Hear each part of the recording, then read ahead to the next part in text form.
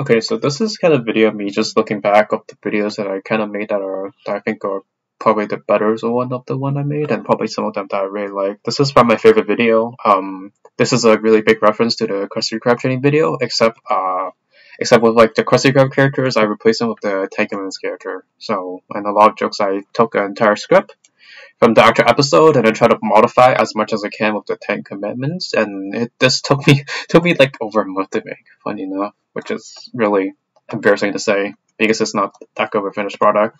And also I had to voice all 10 characters, so it sounds a bit awkward, actually very awkward, unfortunately. So that's the unfortunate circumstance I was dealt with because no one was going to voice for me. So that's it. That's probably one of the last like voice video I made by myself, at least. This is like pretty clear. It's the intro of the Krusty Krab training video.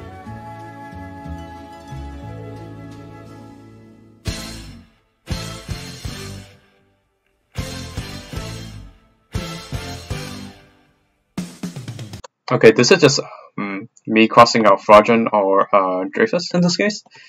Dreyfus, Fraudrin, whatever. But what I'm trying to say is that like no one gives a shit, and that's kind of like a small joke emphasizing on it. So I just like clearly just cross them out. It's a really cheap joke. Welcome aboard. If you're watching this video, then let me be the first to say, congratulations. You've been recently volunteering in the Ten Commandments. This is really bad. Holy shit. So like this was back when I actually didn't know how to like copy and paste the pictures and shit. So this was like over a year, 3 months ago. I didn't know I could do that until like probably like a few months after this. So it looks pretty bad. Funny enough. First official day of training. Can I become member of this is so fucking cringe. It's so no. Like I'm just talking to myself and now I'm the third person talking. As you can see by his sons. This is like the joke of like the original. It's like the, as you can see from this graph, and then shows a giraffe, and then he's a graph, and then shows the actual graph to show it. And then this one, I just have like the really shitty drawn sun. Where is it? Sons. Ten Commandments. Yeah, see, this is a sun, and this is like his you can see by his sons. His actual sons. Yeah, right here. You have been employed by one of the worst parents in the 7 Deadly Sins. That is Dex. It didn't appear that way overnight because he was always a shitty one.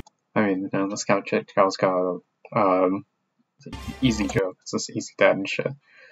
So yeah, this. Oh my god, this is so bad. The Ten Commandments is the story of one man's brainwashing, manipulation, and sock ears, but mostly it's sock. Oh yeah, I made this joke. I would know it's not funny. It just sounded very stupid.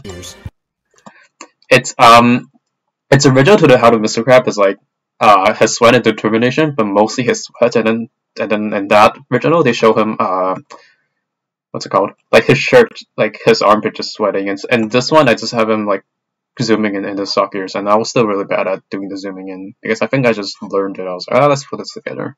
From humble beginnings, you may think that Mr. Demon King, owner of the tank. Oh my god, this looks so bad.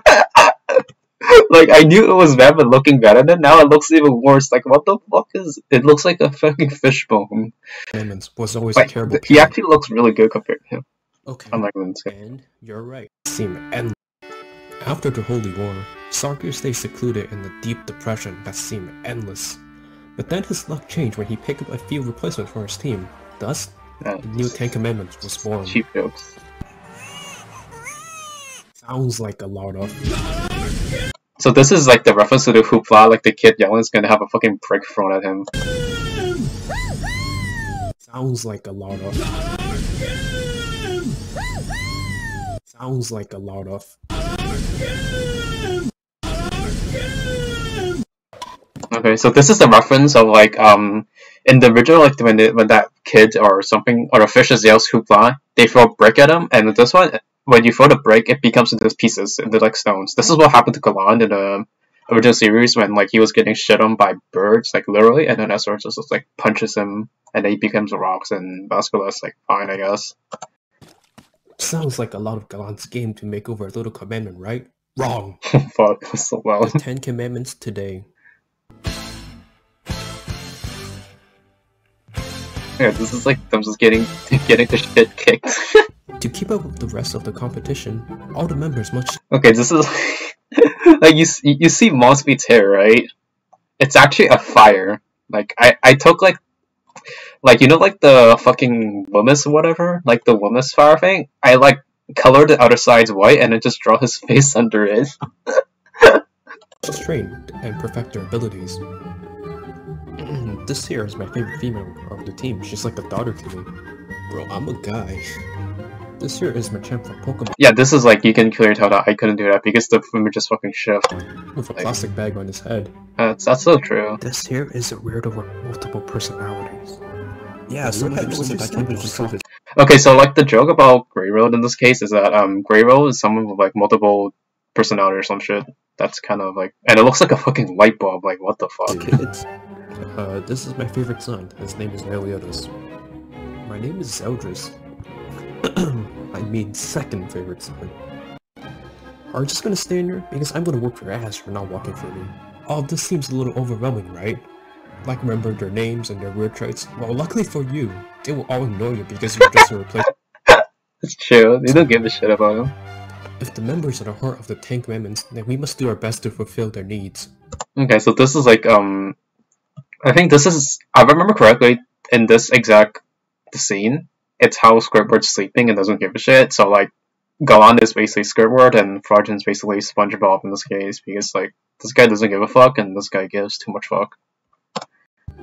Let's see if you got what it takes. Pose, confident, and a smile that says, "Hello world, may I take your order?" That was pretty bad. I should say like something like, "Can I destroy you, like your fucking kingdom or some shit?" But whatever. You've got the making of a good volunteer, Mr. Quintus. But for every volunteer, there's one that is not so good. Let's see. Inattentive, impatient, a glazed look in the eyes. Look carefully at the "I really wish I was drinking right now" button. There's a name for employees like this, but we'll call him Galand. You get a drink after the shift, right? Shut up, boomer. Training. Do I get to become a member of 10 Commandments now? No, you can't without understanding the phrase "Lilith." Once you understand Lilith, you'll understand your place at the 10 Commandments. But what does Lilith means? It's actually a very organized code. Watch closely. Listen. I think this is original is like, I think it's poop, like people order our patties or something. To your teammates. Yeah, oh my god, like, here, look at this. Listen to your like, look at this image teammates. And the next one. Holy fuck. Like, I actually didn't know how to make any videos at this point. I just grabbed a bunch of pictures and slapped them together. Oh, lizards. Looks like Mr. Quintus understands lizard. Why do I call him? Oh, Quintus? I call him Quintus. This is from a TF2 meme, but... yeah. There's a typical member. I wonder what she wants. Oh my god, like, I keep seeing this. It looks so bad. Well, if we just remember lizard, we can figure it out. I'd like to order a... Do you think she's gonna order A, a sofa, B, it's an expensive haircut, or C, a patty? Okay, so in the, I think original, I think these three are actually all options, and then in the original they obviously pick a patty, but I just have like expensive haircut. The reason's like because in the, I think in the actual story, Monster actually gives their haircut and then she like slaps them or some shit. Expensive haircut. Ah, Lil, you never let us down. Yeah, dude, I like slapped. If you can hear it here. Expensive haircut. Ah, Lil, you never let us down. Dude, I don't understand, Lil. So bad. I bet you think you're ready to receive a commandment. Commandment? Oh, I think this is like the scene. But I'll explain later what happened. Okay, so like I think in this one he's like looking for like in the original it's like SpongeBob looking for Krabby, and then he gets like swatted away by like the things that you kill swap with. Not so and fast, then he Mr. gets burned. Supersize Me. We haven't talked about. Yes. Haha, not so fast, Mr. Supersize Me. Yeah, Mr. Supersize Me. Yes. Now I remember this one. About a member's duty. Every member in the 10 Commandments must comply with a strict set of duties. Okay, Mr. Quintus. Are you ready? The 10 Commandments must comply with a strict set of duties. Shit. Okay, Mr. Quintus. Oh my, are you ready to looks prepare so for your bad. shift? A good volunteer always ruins people's lives. Be sure to manipulate others. So this is a Don't forget to change your appearance. Be sure to harm Elizabeth reincarnation. And don't forget about angering my son. And make sure to control our kingdom. Alright, now let's look at your list of crimes. Now that's thorough. Actually, yeah, this I think the original one, it's Sweatshirt cleaning his hands so much that his clan like fucking fell off or something, and then this one I just have him talking about all the shit he did and like how he's a fucked up person, but in a comedic way, which I think this actually translates pretty well. After making sure you've committed those crimes, you should be determined to commit more. Now you're ready to start the day. Oh my god, look at the animation, it doesn't even move, he's just standing there looking at you menacingly. Now let's see how Galand prepares for his shift. Oh, I remember this. Oh my god. Remember, no employee wants to be a Galand. Now that you're a wanted criminal, I bet you think you're ready to become a member of the Ten Commandments. I'm ready for this. Oh there, we have a few more topics to cover first. There's Oh, I think I chopped up this part. I might be if I time left. We have to make sure that you're ready for the psychological aspect of the job. Interfacing with your boss. Master Zandris, can I have my commandment, please? And then he fucking dies. Good job, Mr. Prentice. Now we go from behind the scenes to the front lines, where we'll examine the important part of the team, the members. Who said that? It was Okay, so I think I don't want to watch this one, but like I think Gravel's like multiple personalities, and this guy has to like record his name or some shit. And then in the original one is like Squidward taking Patrick's order, and he doesn't get anywhere. I think that's yeah. This is like over a minute, by the way. Just remember, bitch, what you want? It says bitch what you want, and like, just remember, and then like it was like, oh, don't disrespect your members or some shit, something. Oh all part of the job. I cut a part here. Now that we covered all the basics of your training, it's time for the moment you've been waiting for. Okay, so like in another part, so like in the original video, like so like Plankton, there's like a part Plankton steals the cry patty, and like they're talking about like how to defend it, right? So in this version I made, which I have it, I think here, yeah, I don't like that part that much because it feels a bit 6:30. Was it? Oh, it's somewhere around here. So like in that part, instead of having Plankton and Mr. Crab like the former shit, I had Esterosa because like how he was like kind of like a fake member, and then like how he's like trying to steal the what's it called? Steal the commandments, like which is the commandments are practically like the crown jewel in this type of scenarios, and then like I just cut it off because I try to make Esterosa sound weird, but it sounded so weird that and it didn't feel like Esterosa at all. Giving a command. God, look at that animation. Look at that camera work. Holy fuck. Is the crown receiving a commandment? At the center of every great dynasty is the crown jewel, which keeps alive and thriving. For the 10 commandments, that is the commandment itself. And now you, the humble volunteer of the team. Yeah, that's it. I call him humble volunteer. Like in this entire video, like his name is fucking crossed out because we don't care about him. We care that he's a volunteer. Have all the necessary methods to keep this criminal organization running. According to criminal organization, keep it running. That's true. The commandments are fucking assholes, man. We'll learn the sacred and dark secrets of how to function for your very own hands. The cruel, powerful, terrifying power that is.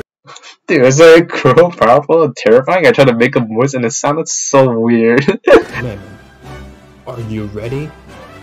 Okay, so in this one, he already takes off his cap because he always gets it Are right. you sure? And then he takes off his volunteer tag too. Okay. The secret to get a 10 commandments is. Okay, so in this one, he gets uppercut. The original video, I think, like, says like the secret to crab height, and this the video just stops in the episode's end, right? And then it just shows that he just never gets, and he fucking dies again. The good, the bad, and the stigma. Do I have a script here? Oh, this sounds fucking goated, but I think I made it sound really creepy somehow. Yes, of course, I like this. I like when people give me compliments. Although, Arthur stigma. Okay, so the purpose of this video is me talking about Arthur. Well, I don't know if this video is that good. Now I think bad at it. I think like this video is me kind of like feeling bad for him, but I'm not like the main purpose of me in the video is like who the fuck are like fucked up people to judge him when they're like arguably as fucked up or more fucked up than him. I think that's like It's kind of the thing of this video. Let me remember. Obviously, I would try to look at Arthur's character from his past to the present and what could really happen to him. And this is not a fair character from his past. Let me see. Oh, I put idealistic like this. It's kind of supposed to be cursed, but I think I fucked it up somehow. Like, I don't know, I'm making it 1.25, so yeah. To the present and what could really... Okay, one thing I actually didn't... I don't think I talked about this in this video. I think, like, Arthur is actually really similar to Injustice Superman, or even, Black Adam, in this case. Like he still gives a shit, but, like, the way he does it is just really messed up. I think that's one thing I didn't really talk about in this at all. Happen to him right in the next few years, because this is more one with a few extra steps. And as of right now, Arthur is supposedly the antagonist. Not much is really known about his changes, other than he's a tyrant now. While Arthur's actions are not justifiable, he had a pretty rough journey in the 7 Deadly Sins series. He watched everyone, and a good chunk of Camelot, erased by Highland Demon. I think, like, this is me talking about, like, the shit he went through in 7 Deadly Sins, which is kind of fucked. Seeing his role join the demon side and dies in the process. The fight with the Demon King damaged a lot of Britannia, including Camelot. Has his arm ate by a cat and has Kira's power put in him. So what is Arthur really doing right now? Well, a lot of crazy things. So far he has... So yeah, I think we played too fast, but yeah, like, Galand fucking... Like, people keep forgetting, in Season 1 Arthur, he's like one of the most idealistic people. Like, he wasn't... Like, you can tell that he wasn't super smart or anything. Like, he wasn't dumb, he just has dreams, and then, like, he fucking grew up and then he sees shit around him that, like, fucked him up. Like, when he fought Henderson, like, he was having a smile the entire time. Like, he was kind of like, he wasn't necessarily fucking around. I mean, he kind of was fucking around, but I'm like, he was like, oh, I'm fighting for the greater good. He's like, fighting for heroes. And like, Season 2, I think, no. I think, a bit earlier when, like, a fucking Grey Demon or something attacked Camelot, Meldas helped him and, like, he defeated, and he was like, sick, there's hope in this world. And then, like, Season 2, Galand showed up and destroyed a good chunk, and then he saw Meldas, Diane, and who else? And Merlin turned a fucking frog, but, like, they, like, supposedly died, even though they didn't, but, like, that shit was brutal, man. Like, Season 2 Galand was fucking crazy. And then, afterwards, Camelot gets fucking enslaved by Zeldris, and then he goes back to fight them, and then he realized the person that he looked up to, Meldas, like, joined the demon side, and then he fucking dies in the process, and then he comes back, he has fucking Chaos's body, and then he fought another person that he trusted, which is the cat. Actually, Merlin kind of betrayed into... whatever, I don't want to talk too much about that, but, like, he got, like, his cat, like, fucked him over, it ate his arm, and then, like, his cat fucking told him that Camelot has been destroyed, and then that's what happened. Like, dude, this guy was, like, 16, like, what the fuck, like, dude, like, people get, like, pissed over Discord conversations, like, and then we like, it's like, no surprise, like, that this guy is that messed up, like, he shouldn't be this messed up, like, you could have a fucked up past and still be a good person, but, like, what the fuck? Like, what do you expect a 16-year-old to think about this? He's 32 now, but, like, what he went through is still, like, really messed up. Has made Malska and Galand his servant, for him to prove that he is above someone that wants to attack his kingdom. Okay, I think it's probably one of the more important parts of Arthur, understanding him from his perspective, because I think he's the hardest person to understand in this series right now. I think in some of this it might have been Rueduciel, but in this one I think it's him pretty easily. So Galand was part of the, like, he destroyed part of Camelot, right? That's what Galand did. And then Malska also served with Ten Commandments, and the chapters that, like, he talks about them, it's pretty obvious that, like, obviously he wants them to, like, win and, like, beat Leonis, right? Because, like, that means that he doesn't have to do shit. But it's another part of sending a message to Leonis and himself. Because Ten Commandments were the former enemies of Leonis. Thankfully, most of them dead or left. And then this is also a message for himself to tell his kingdom that, like, this guy might used to, like, stop me around, but now I get to control him and have him repay for his sins, which I think is pretty important to, like, show, like, how far he has gone. Killed a random fairy. Yeah, this is actually probably one of the most fucked up things. He just killed a random fairy in front of 12 years old, and how he treated Ironside. Arthur may have a rough experience, but just because you have rough experience does not mean you get the Okay, so this is, like, what I just talked about. Like, I don't agree with this. Like, Like just straight up. I don't agree that like you get to be a fucked up person because you have a sad past. Also, I said Cam a lot. Oh god. I get to do terrible stuff past. For example, Kakashi from Naruto went for some crazy stuff and he did not turn evil. Yeah, probably. From the series. This guy's a fucking goat. That's all I'm a lot saying. of terrible things, was still a pretty nice guy. Well, this title is a... Okay, so like I don't think anyone talks about this, but I think whatever the fuck Arthur's doing is very similar to Stigma. Like Stigma was an incredibly fucked up and stacked group, and then they just killed any demons, and in Arthur's quote unquote Stigma, he's killing all the non-humans, and then he's willing to use them as well, which is what Rueduciel did with Meliodas. Like he's like willing to use demons to kill demons. So yeah. Also, like he, like maybe not him, I guess, but like Stigma was fine with wiping out a village because they had a demon, or they, I don't think they even knew they had a demon. They just were like, oh, your village might have a demon. We're gonna fucking like wipe everyone else part of it, which is kind of crazy. Reference to Stigma in the 7 Deadly Sins. An anti-demon, even if Meliodas was in it. An alliance that was made in the Holy War, and I think you can draw some comparisons with what Arthur's doing, even if Meliodas was in it. Wait a second. I think this panel is pretty good. Suddenly came to a village without any reason or explanation. So they didn't even explain it. It's like what I said before, it might be because of demon. I think that's what they thought, but that's probably why, like, they were stunned, these people, and they're like, oh, we got to eradicate everyone because they had a demon. But like, that's what their mission is, right? But like, I think when they came and like the villagers were like, what the fuck, like, why are you doing this? They're like, yeah, fuck you, we're just gonna kill everyone. I don't think like, just because they didn't tell them the reason doesn't mean they don't have a reason to wipe the village, and that makes sense. I'm not sure how can I work that, but I don't think it's a pretty big thing. But I think it's general consensus, oh, they had a harmless demon and then they just wiped everyone part of it. I think you can draw some comparisons with what Arthur's doing and versus what Stigma's doing, especially Rueduciel. So let's compare and see what we really have. Versus oh my god. Let me see this. Stigma's doing, especially Rueduciel. So let's compare and see what...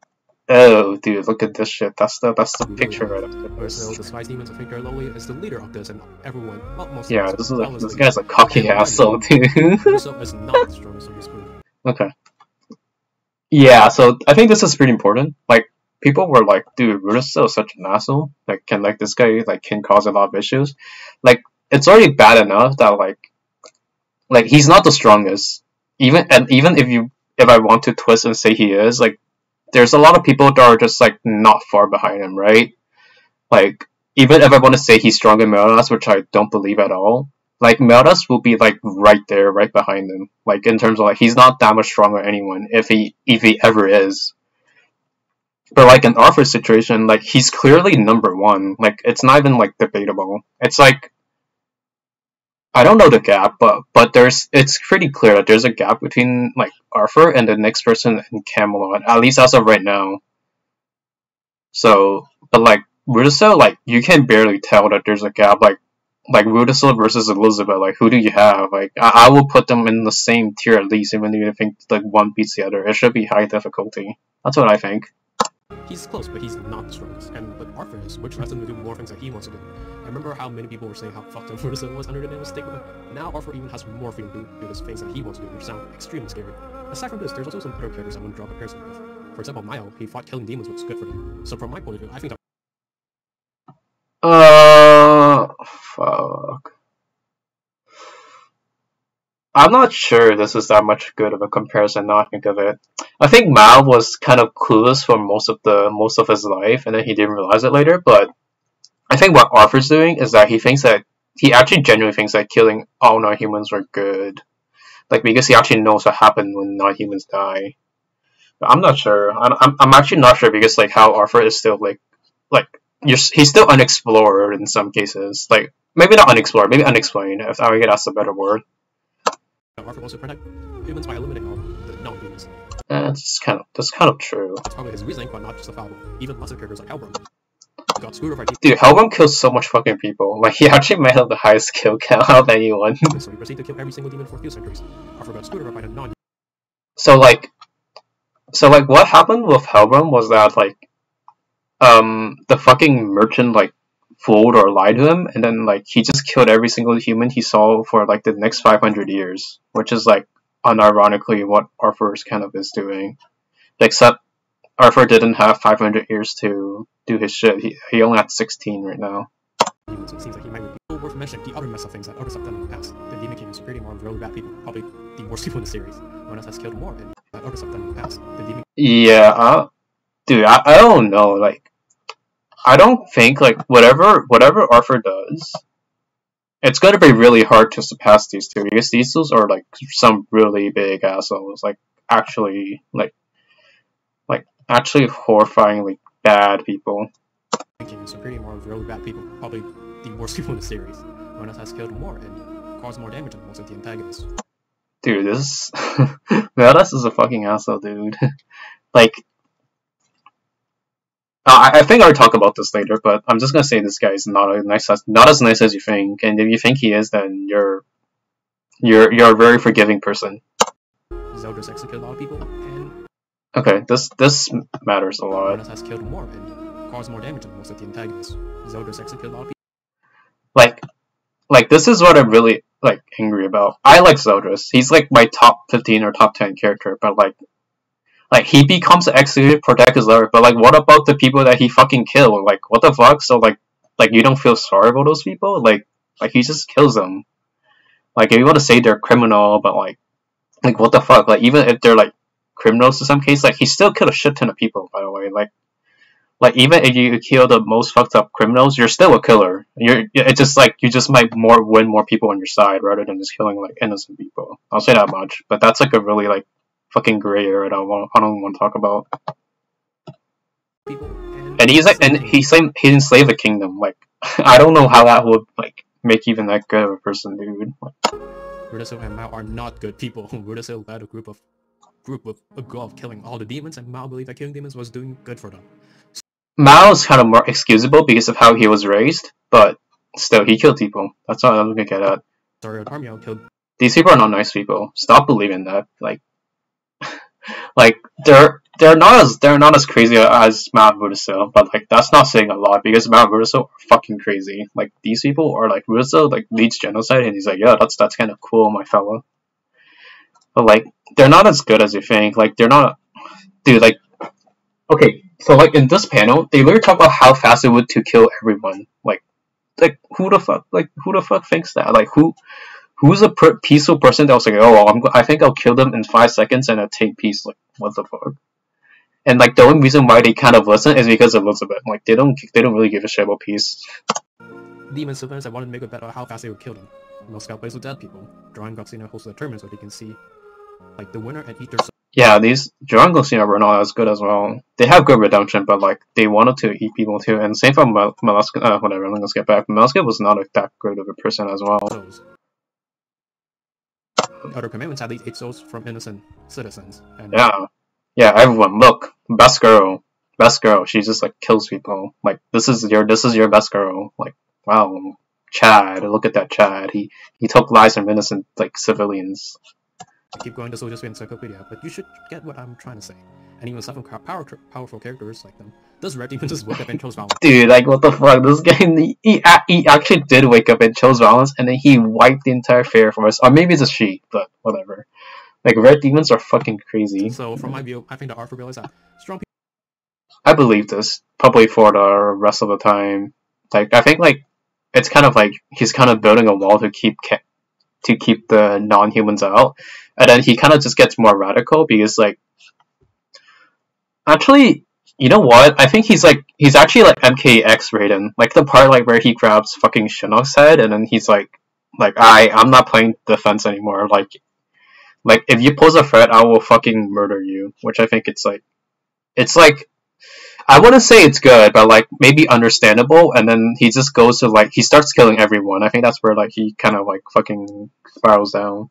People need to be kept in check to blocking other dangerous races of this world, to killing them so they will not even have a chance to harm them. Okay, this is what I'm really scared about. Other dangerous races of this world, to kill.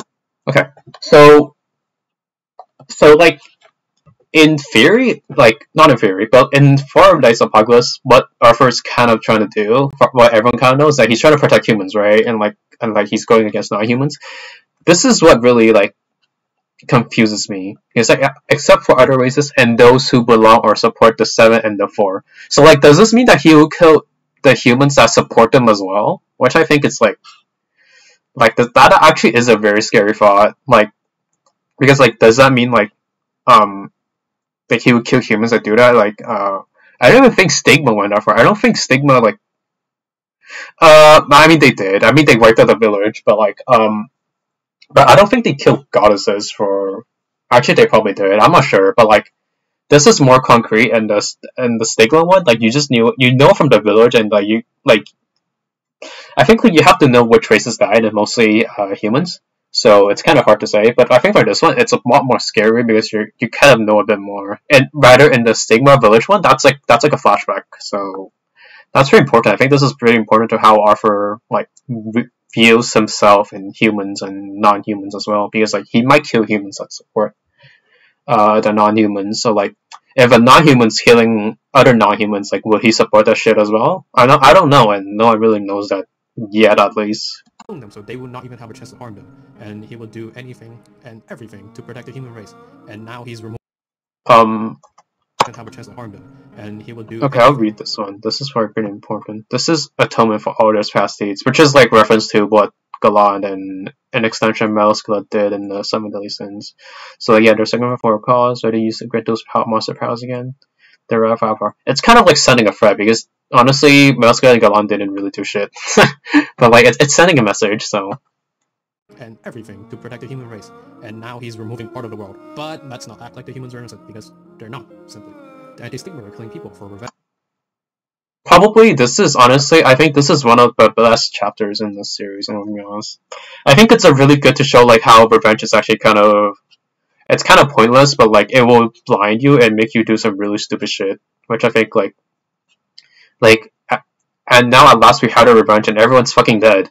Like, what the fuck? I think that's, like, a pretty good, and I don't know if Fortnite's The Apocalypse will go that route to show that, because I'm not sure, and, like, how Arthur, like, they bring him up for like 2 panels and then just like kick him away for like 10 chapters. Like, obviously builds the suspense, but like not knowing it's kind of good and bad. Like, it's good because you make people want to like talk about him more, but at the same time, like, some people just might lose interest. But that's a completely different thing to talk about.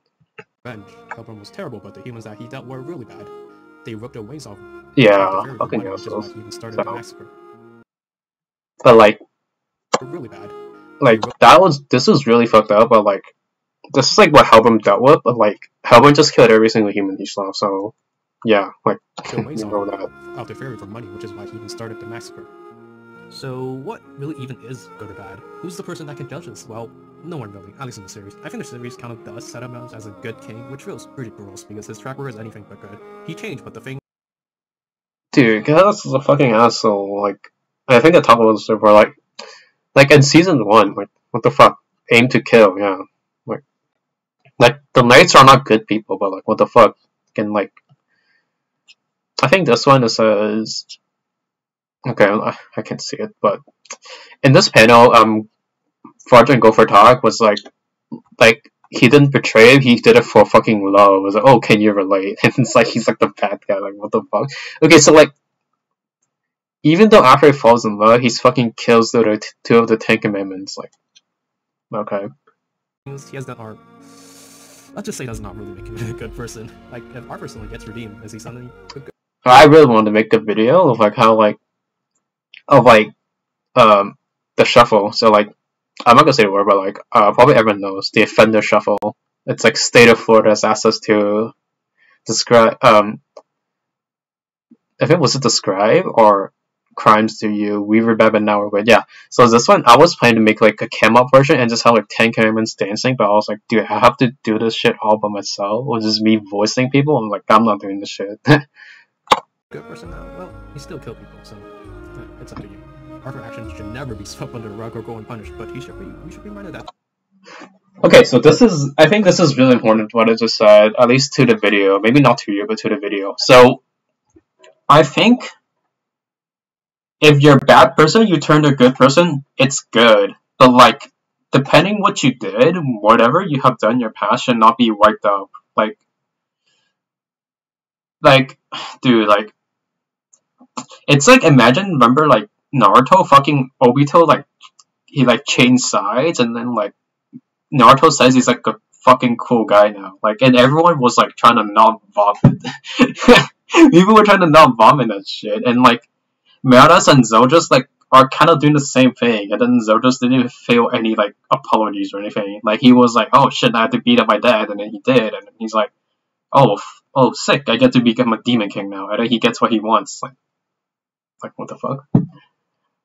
So yeah, I think out of all of them, I think betrayed was kind of the worst thing for him because everyone kind of like let him down or betrayal.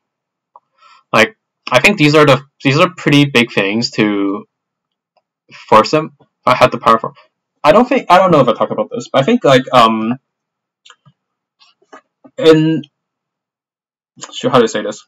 I think like if you're powerless and then when you remember and when you have power and you remember how you feel powerless, you try to overcompensate. Does that make sense? Like you finally have the power now, like you can finally make things right, and then he tries to make things right, but what he actually does is just some like super crazy shit.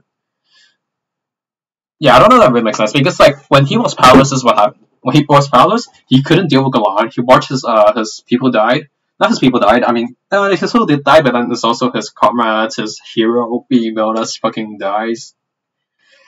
Like, he doesn't actually die, but like, that's gonna shit out of him. Like, I'm actually surprised that he didn't shit his pants, or pee his pants.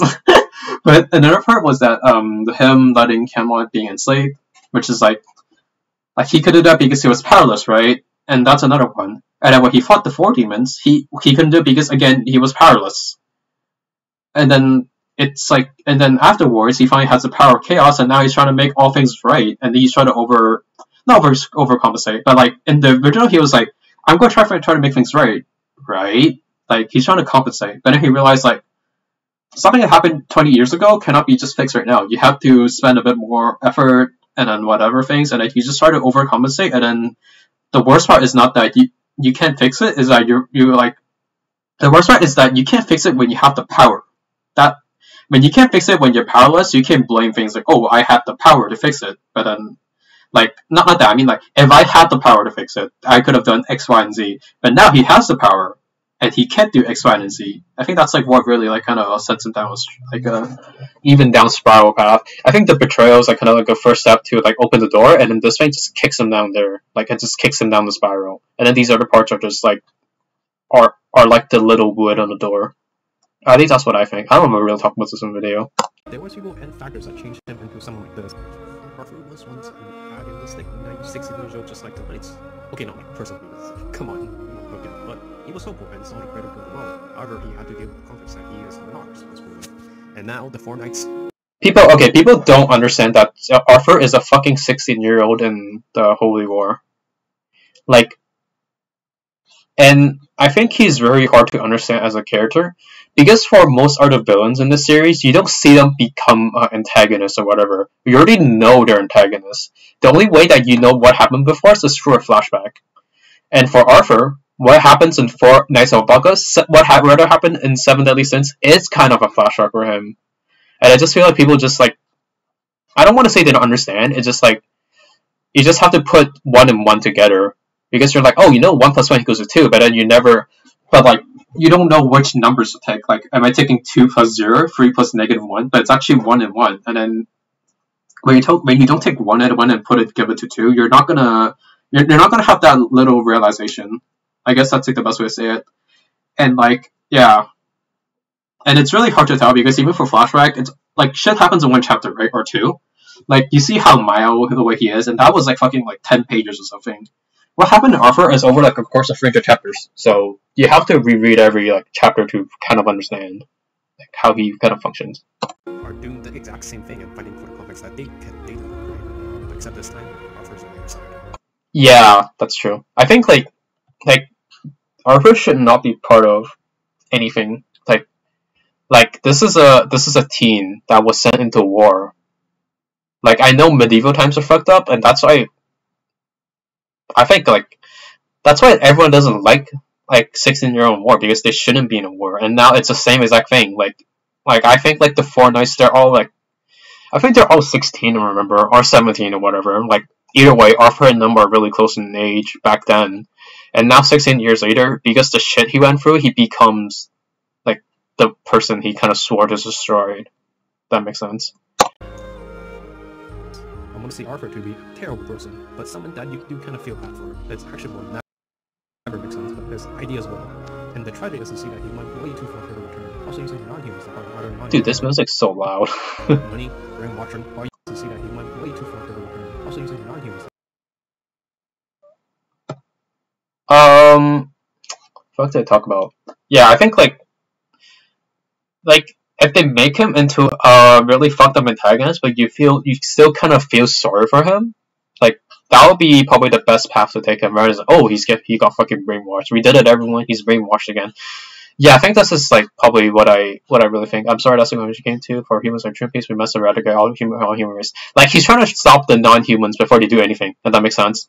Like it's kind of like a really radical of like this criminals cannot commit crimes if they are like locked up or died before they do anything.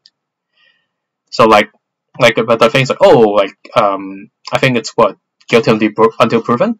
I don't know, mess it up because of how it functions now, but like he's like, well, you're not guilty until proven, you're dead before you're proven. Like he just want to eradicate them before they do anything, which is pretty crazy. But through the things he went through, you can kind of see why he thinks like that. Not that it means that you can like, not that it's justifiable, but like you're like, dude, this is still really fucked up. But like if you look for his lens, it makes like you can see why he came to that conclusion. If that makes sense. Like I don't support whatever the fuck he's doing, but like you can see why he got to that conclusion. Money, brainwashing, or even owning their family hostage. The true danger was not the chaos power to change Arthur, but the realization of knowing that he has this power. Arthur was too late to save Camelot, too late to save the world, so now he has to do any and everything to Yeah, I think I just talked about this. Just he's trying to compensate, and then like, but he realized that even though he has power, he can't do anything. That's what like really fucks him up even more. compensate, and it just turns into a disaster. Hopefully his arc will end up with him dying off or just ending as a bad person and Okay, I think this is also very important. His naivety and weakness.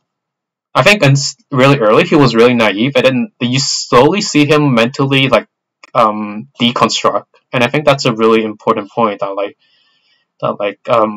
it's kind of been glossed over. Not glossed over. I feel people know about this, but at the same time, like they kind of don't put it with him for some reason. I'm not sure. What would happen if Arthur took his traumatic?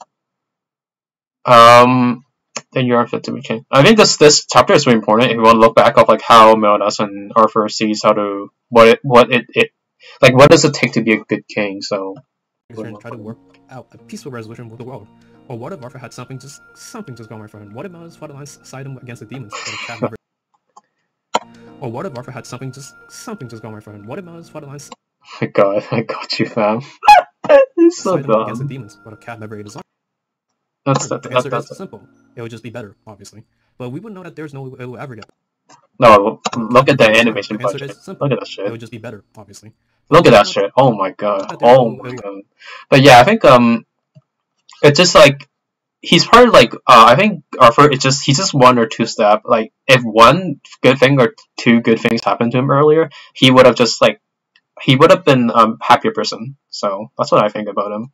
But yeah, that's it. Like it's still really early to talk about him, so I might make another video, even though I said like I probably wouldn't, but I'm not sure. I feel Arthur is a really interesting character to talk about. Will ever get better, as the protagonist in Arthur has diverged too far to ever reach that goal, and that is the true tragedy. Yeah, it's okay. Probably gotten better. Oh my god, the biggest fan. Like this is a 10 minutes video. I'm aware I'm the only person in the world. Oh my god, I love this meme. It's so dumb. I'm probably aware I'm the only person in the world that spells his name like this. I hate the spell with L-U. I fucking hate this way. Like, if I mean something, this is a genius. So, Ludo means playing a game, which is competition. God, I mean, yeah. I just think Ludo sounds fucking stupid because it reminds me of this all the time. It probably is better than Rueduciel. I like Rueduciel better because it means the O, because all I think of is based on that stupid board game, and this is more a video of me looking Rueduciel through a more like his philosophy and not so much on his powers. Well, a little bit, but not as much. And mostly what he did in the storyline, more how Stigma operated his idea, mostly his ideas, and a few more. And this video will go a lot more. Oh, his hair is cool. Holy fuck. Just is his action right or wrong, more so he had to make that decision, or he didn't have to. Okay, so I think a lot of things I said in this video, how many months ago was it? 4 months ago? I think my perspective doesn't necessarily change. Like, I still think he's still a very big asshole, but he's just a bit more, he's just more complex that you just can't call him an asshole and that's it. That's what I think in general. I might not just say like he's more of a good guy than I thought, but I didn't even know they'd call him that much of a good person. I just think that he's just more complex than like the fan base give him. Because if we're just going to do good or bad, then this video will just be really short. Similar to Mao and Elizabeth, Rueduciel suffers the crystal being the God's kind, which is basically being overhyped and never had any new opportunity. Oh my god. Bloody Ellie only happens once a month. If you know, you know. Okay, that's fucking crazy actually. Defending against an even fought the Rigid Demon. Snub. Rueduciel's someone that you can kind of place at the bottom of the top 10, but his spot is just not really guaranteed. I don't know, it's kind of hard. Because he has similar reputation as Mao, Melodas. Yeah. I still think that. I probably think that until like I'm on my fucking deathbed. Elizabeth and Melodas. And Rueduciel was being snubbed, and him being too arrogant in battles, he's... Okay. Maybe. I think he overall might be just murderous. Like if you put like categories of like IQ, planning, etc., he's probably top 10 in that case. He's sort of the most balanced too in terms of intelligence. He's really strong, but I don't have a top 10 ranking. I'll make someone. Yes, that is true. He's like he might be top 1. I still think that. I'm gonna be honest. Like I know Melas is in that group, but I actually think he's even more scared than Melas if he wasn't too cocky. Even if he's cocky, I think he's really scary to deal with. Still have some good showings, which includes him blowing up the 4 commandments in seconds. He looked fine compared to Sarah and Harmon against the Indra. He injured the original demon, and it was... Okay, so I think this is a really weird thing to talk about. Crystal just gets stronger with using it, so like he gets stronger. So I think with original demon, the one we saw is like heavily nerfed, right? Because like prior original demon that went against the Demon King had the had all the commandments power before. He doesn't necessarily have like the truth and stuff, but like the commandments are powers from the Demon King, right? And then he kind of morphs into commandments. And then before he kind of morphs into commandments, those power were part of original demon. So original was like better. But like I'm not sure if you can say like Crisis, like at peak Crisis was the same as himself, like as his peak. Like I'm not sure. I don't think the Demon King will ever do that because he doesn't want someone to be like as strong as him anymore. That's which is why he creates the 10 commandments instead of like 5 commandments. He wants like the power to be split up as much as possible so he can like kind of micromanage them. But like this week mostly comes from Rueduciel. If original demon used Crisis, he would actually just win the battle. Like it might be a tie because of like how Rueduciel was running on time limit, but like it's crazy like how much damage Rueduciel does that Crisis got stronger and it hit him back. So it's kind of like there's like that one scene with Escanor versus Essarosa. Like Escanor like does something and then Essarosa full counters and then Escanor's like, oh no wonder I hurt myself. And I think that like obviously it's not a ×2 because we don't know the necessarily increments of it or if there's any increment at all of how much damage that he necessarily did, but I think it's still worth mentioning that like Rueduciel did so much damage that like original demon got so much stronger. So I wanna talk about count that point a little bit. He injured him so badly. So yeah, ironically consider both feet for Rueduciel and original demon. He became stronger. Had impressive work to remember in battle. However, he still... Dude, he sucks. He came and killed Vivian. What a dumbass. Yeah, and Truth turned dead. It's just some time. Okay, this is so fucking weird. Like, so that means that Sario, Tarmio, and Rueduciel, and obviously Mao are alive. But like, does that mean the Supreme Deity is dead or some shit? Like, what the fuck? Like stupid vessel form, so he could still come back in the single prove himself, but probably not. Okay, so this is probably what makes the character great. Dude, this looks so bad. This is like the meme of like the people pointing things, and I made it look really fucking interesting, and probably the most interesting in my eyes. While some people do kind of draw comparison with him from Bang. Kind of agree, not necessarily. I just think they're both kind of assholes, but like this guy is still probably a nicer person than Danzo. Bozo, I like this. I'm not gonna change this. I'll try my best to explain Rueduciel's perspective, ideas, and action through my own perspective. Rueduciel acts very different from the rest of the cast. Different genuine bad person. He's probably still closer to genuine bad person. I just think it's more complex. The Demon King could have been more complex too, but like he just turns out to be this guy holds a sword and he just like does fucking nothing with it. People do like write him off as a racist mad person, he's terrible, which is just very simplistic, and that's What the fuck they write here? He's a lot more than that. fine, because I'm Not in a good way. Yeah, that's true. Rueduciel is a good person, because truth be told, He's still in it, so. And he's more so a loyal soldier rather than just a plain or yeah, he's a loser. Plain bad or good person. Rueduciel is a military general, and that's actually... Okay, people don't understand this shit. Everyone needs sacrifice of military and might not like it, but this is war. War is violent, tragic, and painful. Which is why no war is ideal. But like when you have a war, you have to play some dirty shit. I'm sorry, man. The like rules don't let you live. Winning does, and you have to play dirty in a war. I'm sorry about that, but if my question's reading, but hey, that's just how it is. Actually, his position in Stigmas, and he cannot take fucking too many risky decisions because he's responsible for everyone that's under his wing. And he cannot take too many risky decisions because he's responsible for everyone that's under his wing. Yeah. I actually do think that, even though Meliodas is on the team, maybe Elizabeth might be the second most important. Wing. A lot of decisions comes from him where yeah, quick and swift, yeah. Like, a good decision right now may not be a good decision like 10 minutes later. That makes sense.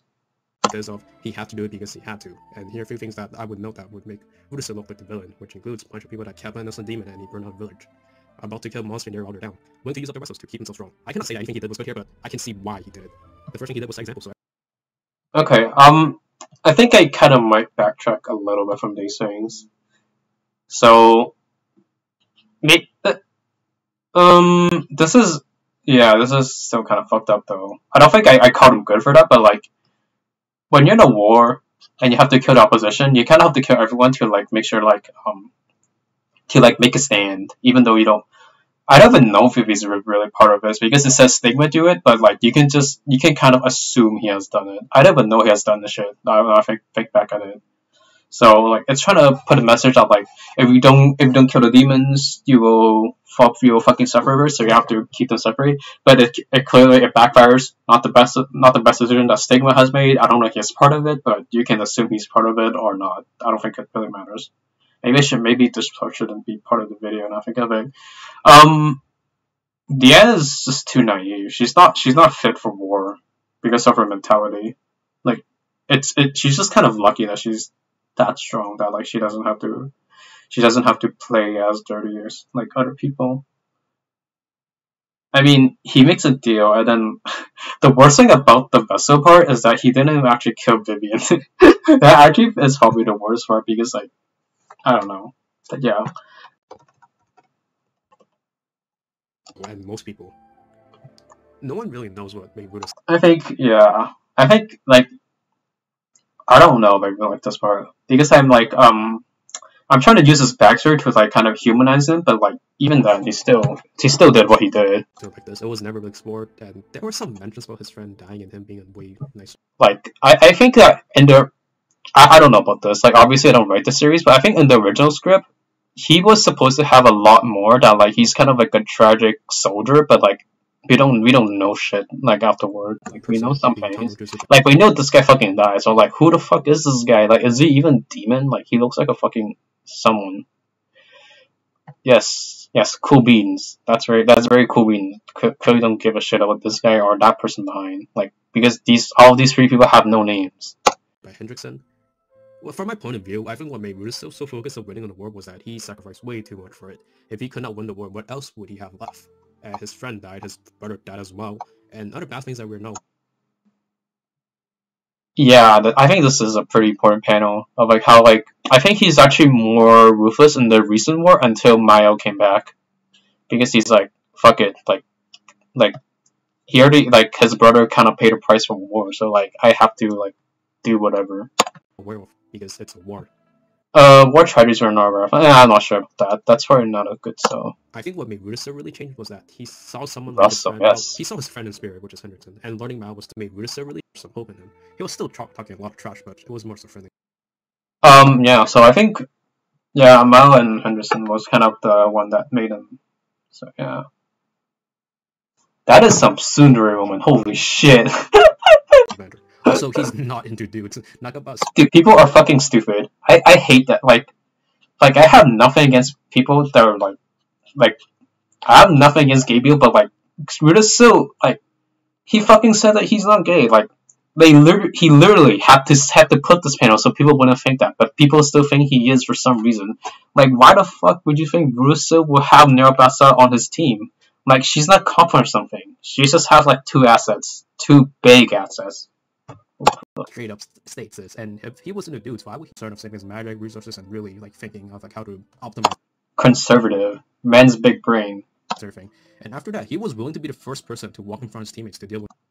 Like, actually, this is actually probably one of his crazy feats. Like, he was like on a time limit too. On a time limit, mind you, he was able to go against the Demon King for a bit. Like, he actually probably would have done better without the time limit because like that means he wouldn't like fucking like evaporate that fast with the enemies. One of the most underrated things about the first person to walk in front of his teammates to deal with the enemies. This is probably why he's like this is probably his peak, like in terms of everything. He's like the best thing he has. One of the most underrated things about Rueduciel, and probably one of the I should have put a divider to make it really that things in the series, and because Rueduciel is not a character that exists to just oppose or complement their characters, he was just different. He kind of lies outside of the Ben background. I did, but it's kind of like shit. I'm actually really surprised by this. Like Malus just like he calls him a villain, and then Rueduciel was like, dude, like if I want to kill you, I fucking will. Like, not to say he will accomplish it, but like, that's kind of it. Rueduciel does not interact too much, but with how they act as older brothers, it showed that Rueduciel made up in a soldier with a lot of blood on his hands, but he did care about his brother, unlike how Meliodas does. Rueduciel made up in a soldier with a lot of blood on his hands, but he did care about his brother, unlike how Meliodas. Okay, this is actually really funny. So, this is when we learned about Mal. Like, he was so weak, he was on his fucking knees and he could barely walk. So in terms of power, like, this guy, like, it's crazy. Because, like, he couldn't barely walk. Fucking Henderson purges him out. And then that's why he was so weak, right? And then, like, a few seconds later, he was fighting the original demon and the Demon King. What the fuck? This guy is crazy. Yeah. I would say you can bad person still be a good burner. Yeah, I think that's like the same case for Fraudrin too. I think I put in the video too. Yeah, it's a good mom. Yeah. So like you can be an asshole and still be a good person to people that you care. This was yeah. So like in this form, I think Maldas lost a shit ton of his emotion. This was after he kills Fraudrin and when he kind of go ballistic. But like still, like Maldas said that he hated Soldier so much that he attacked it even though he knew it was a trap. So like. I don't know what to say. You can take it wherever you want. Rueduciel Escanor was being very probably the best duo. I love this duo. They were so cocky. Like dude, like Rueduciel is like evil Escanor because like Rueduciel is like very cocky but he loses. Escanor is like really cocky and he wins. Like Escanor is like what you think happens in a dream, and Rueduciel is like what actually happens when you're being cocky. Cocky shit, and it was actually pretty funny to watch. And these three were teammates that were not always on the same page. They had no problem working together to kill demon civilians. Yeah, you're good archangels. How fast they can kill people. So no one listens to Elizabeth. Wow. Yeah, see, this is probably the most thing that she got pushed. Rueduciel and Elizabeth are probably one of the most interesting relationship we have in the series, and probably the most. Their relationship and philosophy are so different, but you cannot say that they just oppose each other. From my eyes, I see Elizabeth as a bit too hopeful, a bit too foolish, and Rueduciel.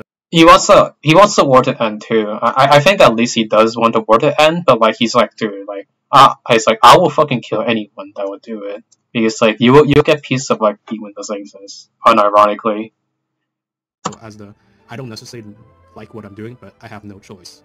They often have disagreements, and Elizabeth. This is fucking funny. So freaky, you're just arguing. That's true. Her will is foolish. Like he's never wrong. Like. And like Elizabeth clearly knows that he's not wrong, but like she's just very stubborn, and so is this guy. Like holy fuck, these two should be honestly like if Malus doesn't exist or whatever. These two should be a couple because they will fucking yell at each other. It'll be hilarious. Try her best to make it happen, and a peaceful resolution between the two races would be great, but it's a bit too unrealistic. The demons and goddess has been fighting. Sure, what you say. Yeah, I mean, like, yeah, she's aware of this shit. Anything peace. Like this guy is like he's so cocky, but at the same time he's like aware that like it's like you might not like me, but you need me on your team. And like Elizabeth knows this too, and so does him, obviously. Kingdom is possible. It's really like it's not probable really. One of the most powerful faction or groups that ever. Look at that. It's really like it's not probable really. Look at that Sigma. No other One of the T. most powerful faction or groups that ever existed, at least in the. Dude, like I honestly like I don't know like who can actually beat this team. Like you can't probably count on one hand of how many people can like beat this team like in combination. Like this team is fucking crazy. You have Elizabeth, Mael, Meldas, and Rueduciel alone. That's like the 4 powerhouse, and then you have other people that can just cause a problem. It has insane powers like Rueduciel himself, Meldas, Elizabeth, people like Glossinia, Dro, and the 4 races working together. Yeah, like Yes, what I'm the aware that fuck? anti-stigma exists, but keep in mind that before the stigma just Like yeah, I've had talk about this. So like they had to wait for Rueduciel to leave to even start whatever the fuck they're doing. And a lot of people did like the goddess knight because they actually did help them with things. Yeah, it's true. Demons in season 1 are like fucking big assholes, and I think like Nakaba kind of take a step back and say, oh, the goddess are assholes too, but like they probably still did more good than them, just by a very slight margin. With the druids, and while the demons basically just ran around 8 souls, and that does not make them look really good. Well, if you haven't realized that, the point of this video is to go much more further than a basic is he good or bad. Yes, Rueduciel has still done a lot of bad things in his lifetime, and it should never be forgotten. But what stuns me is some people will sweep certain characters actually under the rug, which includes others manipulating people, so he can be I just talked about and zero remorse for any. Wow, Sundari, we did his boys. Like he's a good guy, everyone. He didn't do shit for anyone. What a nice person. And while Rueduciel at least reflected and tried to make sure what he really did. And wow, only at his pawns. What a great fellow. Look, he's smiling too. I don't think people pawn. Meldas was like really bad. He has done so many bad things and caused so many damage to everything and everyone around him. And I don't think I can explain the things that he did because it's a very long list. And the tank is grabbing souls and random civilians if you would Yep, best girl, everyone. People often forgot that Sariel, Tarmio, and Rueduciel worked together to kill the civilians. In fact, Sariel and Tarmio were the one who pulled the trigger and were betting on how fast they could murder people. And if your counter argument was that they listened to him because he's the leader, then why would they work with Elizabeth to save Mosby and Dario? Come on, you already know the answer. And this is very important. If Sariel and Tarmio are good people, then why would they work with Rueduciel and not like combat against him? Because they for sure know that Elizabeth wasn't on his side.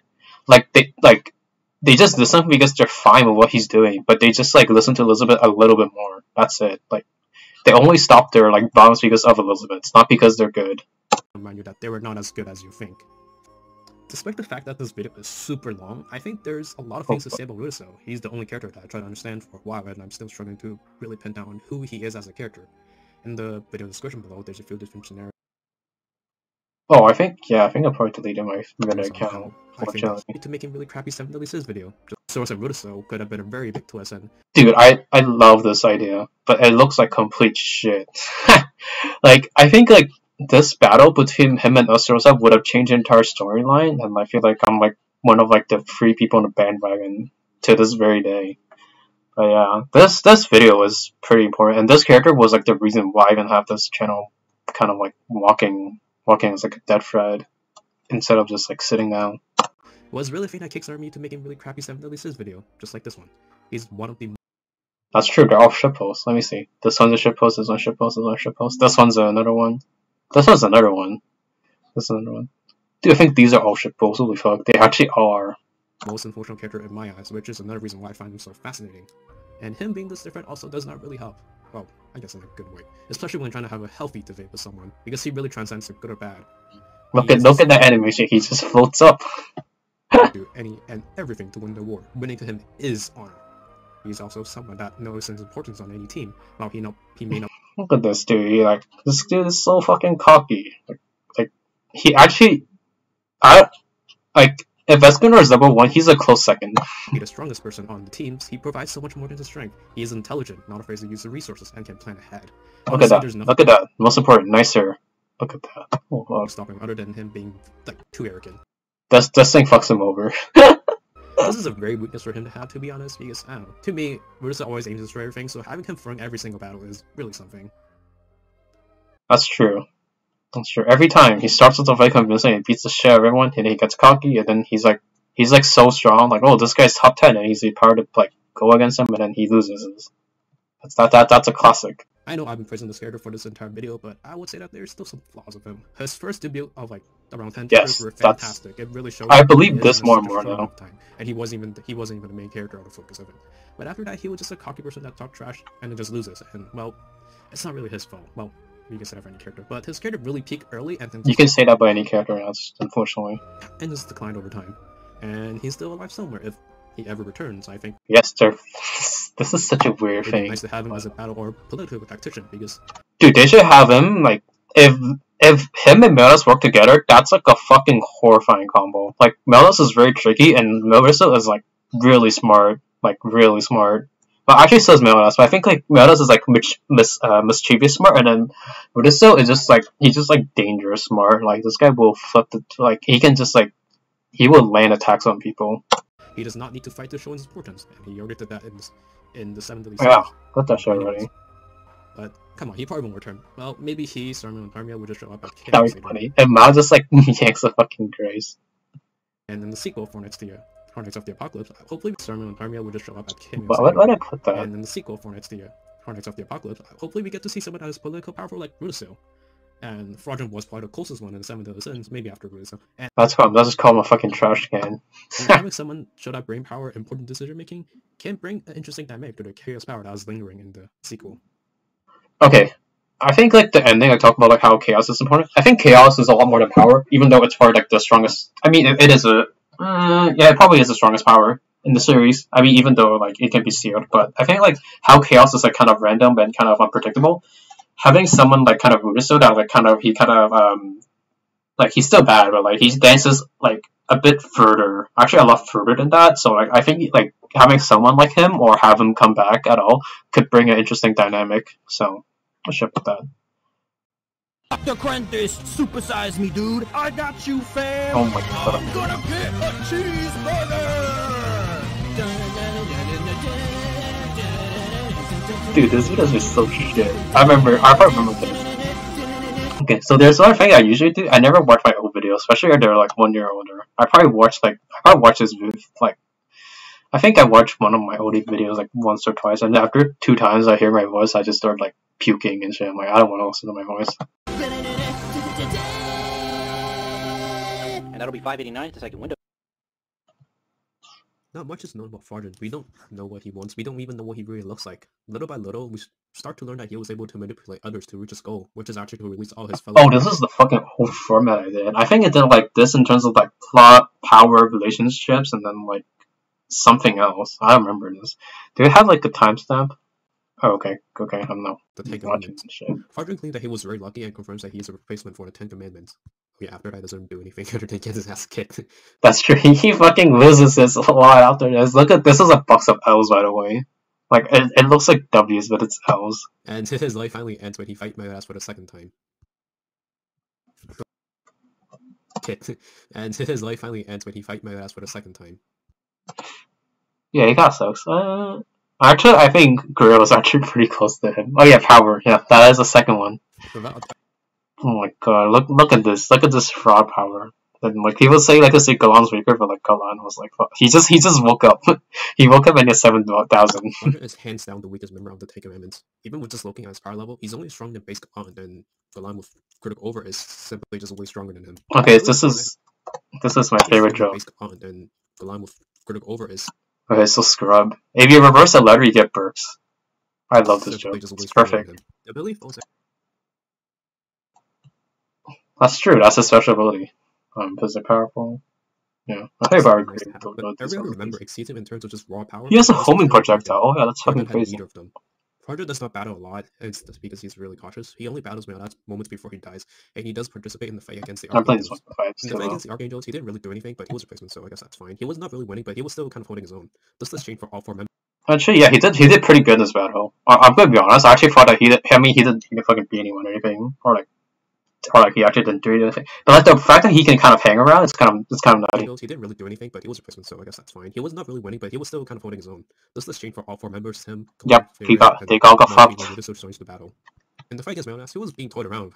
However, this was the same Meliodas that completely destroyed Monty and Derry pretty bad. From adding numbers alone, these two fighters were like 100,000 our level, despite how the series claimed that he was just 60,000 at the time. Moments before death, Fraudrin was about to blow himself up to kill some people. He was stopped by Grimoire, so we never really would have known what would really happen.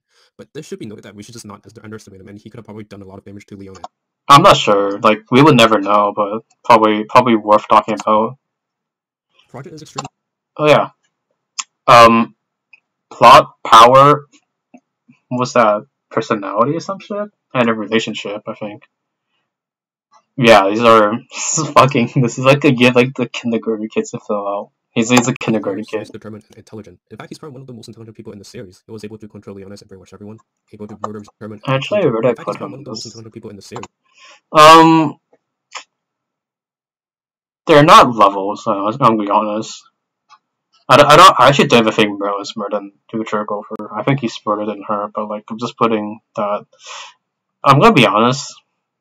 I think it's my fault that people think like Fraudrin is the smartest character now, because I was like, dude, he's kind of underrated because of the shit he did. But like, I think what got him this far is that he's more cautious and careful. He's still pretty smart. I just don't think he's as smart. I don't even think he's as smart as the King Commandments. Like I would put Monsui and Melsko over him if I'm being honest, but it's probably still worth probably top 10 still. He was able to control Leonis and pretty much everyone, able to murder Zartras and push the blame in the 7 deadly sins, which actually forced him to break up and separate. I honestly cannot name a lot of people that would pull off something like this. Like yeah, he's probably not as smart, but like he did more impact than most people. Like Monsui is like I think he's like probably top 5 smart, but he didn't do shit, unfortunately. Probably maybe Merlin and Wheelchair go for it, but he's hands down one of the most intelligent and best at planning. Fraudrin being extremely patient and careful makes him one of the most dangerous person to go against, even though he's not the strongest. But it's right because he's rather weak that he cannot take as much risk as others, and he recognizes. Yeah, this is Galand not giving a shit because that's kind of what he does. Like, that. Even when the fight, he doesn't really win. This is like the buttons Galand repressed. Like he was just for a sight, and then he will just like somehow hit both buttons. He chooses to fight carefully and is really patient and will wait for the right moment to really strike. Oh, honestly, let's just imagine that. If the rest would take him. Dude, if they did that, the series would end like in like season 2.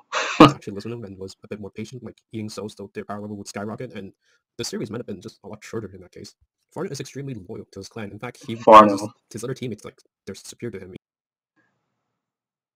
Yep, this is like get out jail free card from like 19 like 20th century, like 19XX or something. Even calling something like Derry as Lady Derry. Look at that! Look at that Fedor! Look at that edit! Man, I'm so good at editing. Even though they're just teammates, and loyalty is probably the only thing that was holding him back. In fact, if he was just working, he calls him Master Monspeed, like fucking simp. Himself, he would probably been a lot more dangerous to go up against. But let me ask you a question: what would be the first thing you have done if you just got out of jail?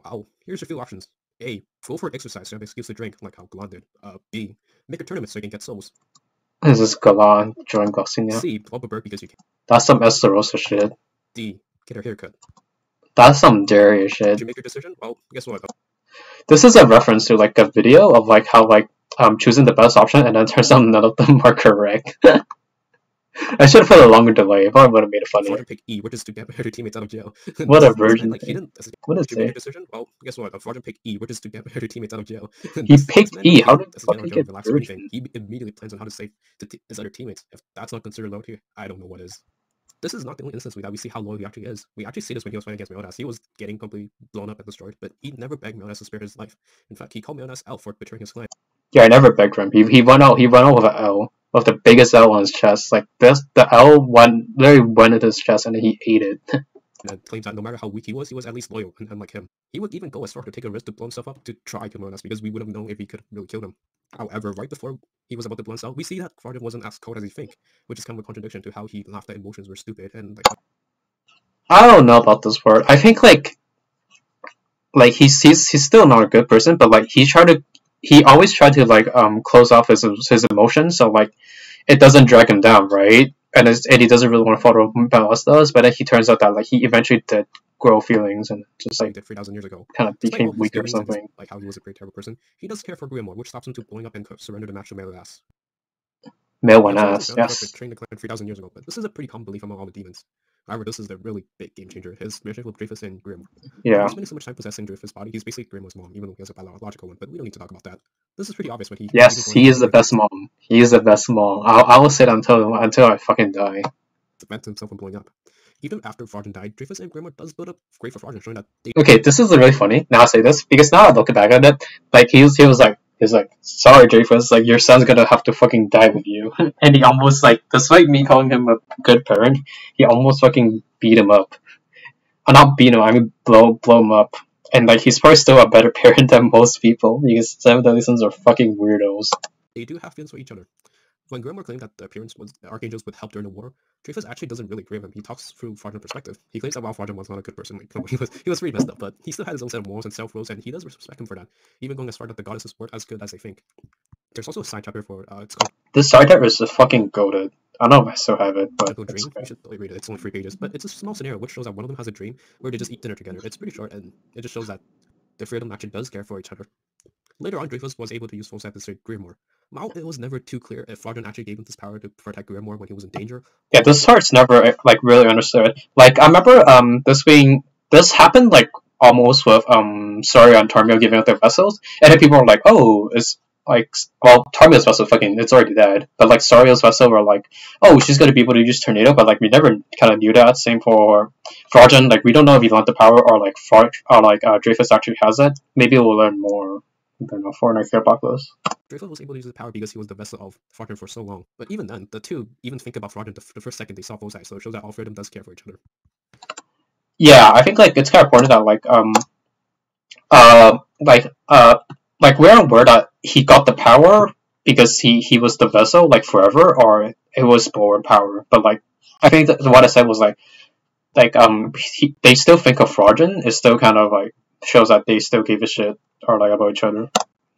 Well, why should we care about Fraudrin? If these people didn't care, why should we? What has he really done other than get his teammates out of jail and kill Liz? Let's look at this and ask, what did he do, though? Was he strong? No. He kind of lost his Denzel's grip. Oh, okay. Did he become an official member of the Ten Commandments? Self-explanatory. Did he kill Mount? No, he got Metro Shark in the face, like what happened in Street Fighter 4. Next question. Did he win against the other clans? Self-explanatory. Did he have a cool design? Bro, he looked like... Yes, he does. Oh my god. He looked like a gigantic purple Kool-Aid monster. Was he the best dad? Close, but no. Hey, don't get upset. You may be a fraud, but you still haven't read the last one. Are you the best mom? Let me answer that for you. Yes. Yes, you were. Well, jokes aside, Fraudrin was a character that took me some reading to really appreciate him. It was such a shame that he was kind of swept under the rug because of his strength. It's his intelligence and patience could have made up for any of his weakness, and it was never... Dude, what the fuck? It looks so weird. Oh my god. Got out of jail. And using his death to sell Mount Switch arc was pretty genius, and I like that. He didn't become good when he died at the end, because he didn't need to. He didn't yes. This is like this is the best part of the character. Like, when he died and his house resolution, he was still not a good person. Like, he was just he just cares about Grimoire. That's fucking it. Oh, this is fucking funny. Well, I love this intro. We'll be talking about the first member of the Ten Commandments that actually did something. I'll play this regular. This is like a false fight gaming reference. Today we'll be talking about the first member of the Ten Commandments that actually did something. No, not you. You're just a fraud. You did nothing but cut out red-haired girl. We're talking about the best boomer, Galand. Galand actually first debuted. Dude, I sound so fucking dead. He's a tall armored dude running around and just clocks in and does whatever he wants, which includes playing golf at work and getting completely wasted before a battle. So we asked the question, how old was Galand actually? And in this video, we'll be looking at the series in 2 different formats. Okay, so this is the reference was like in like False Light Gaming. I think this would be like VGC, and this would be like the other gens, like single player, whatever you call it. I'm playing this in 1.25. This is too long already. Oh my god, typing is so loud and I'm breathing.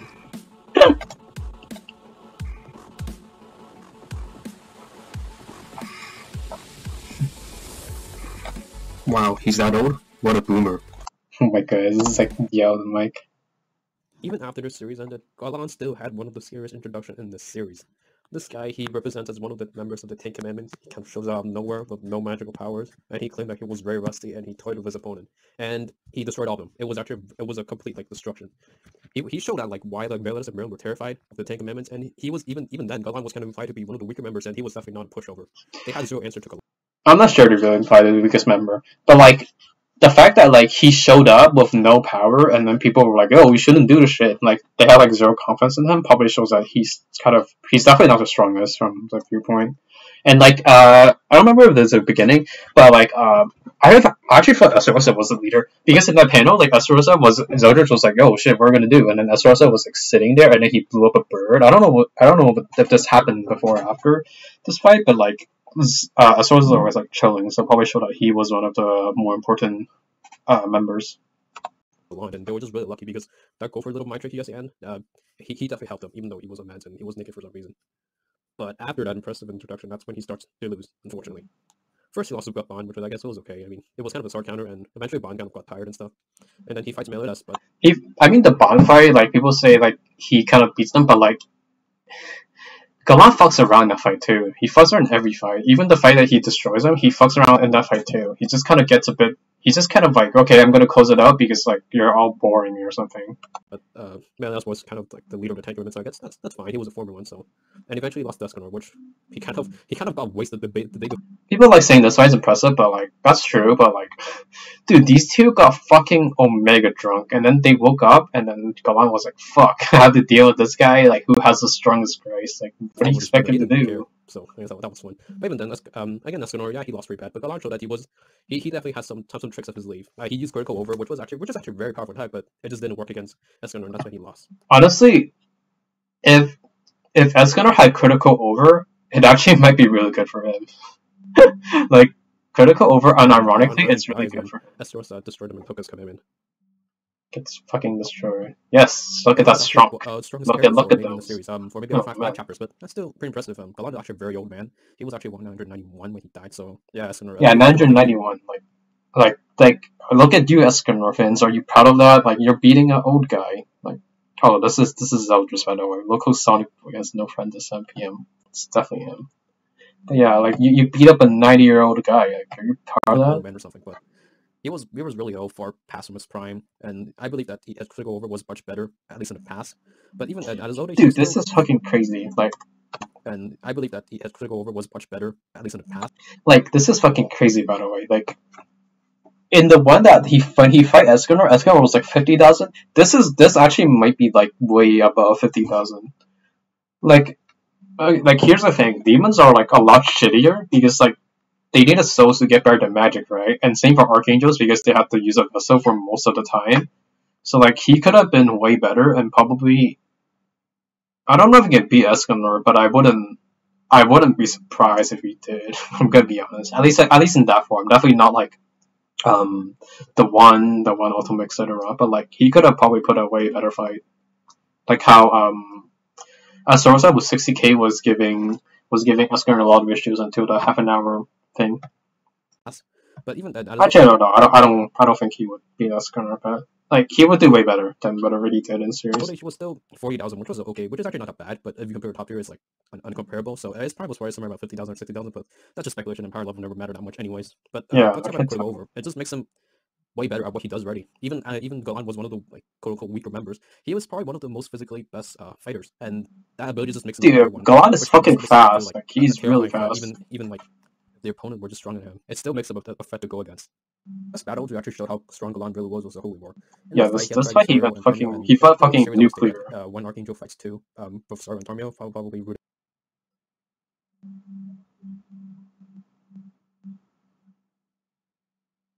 This is actually what the fuck? Oh yeah, I had to type this shit because I remember the original one was like fucking like barricade or something, so I had to like fucking type it out. Rueduciel Mile fighting 3 or 4, or probably like 5 or 6.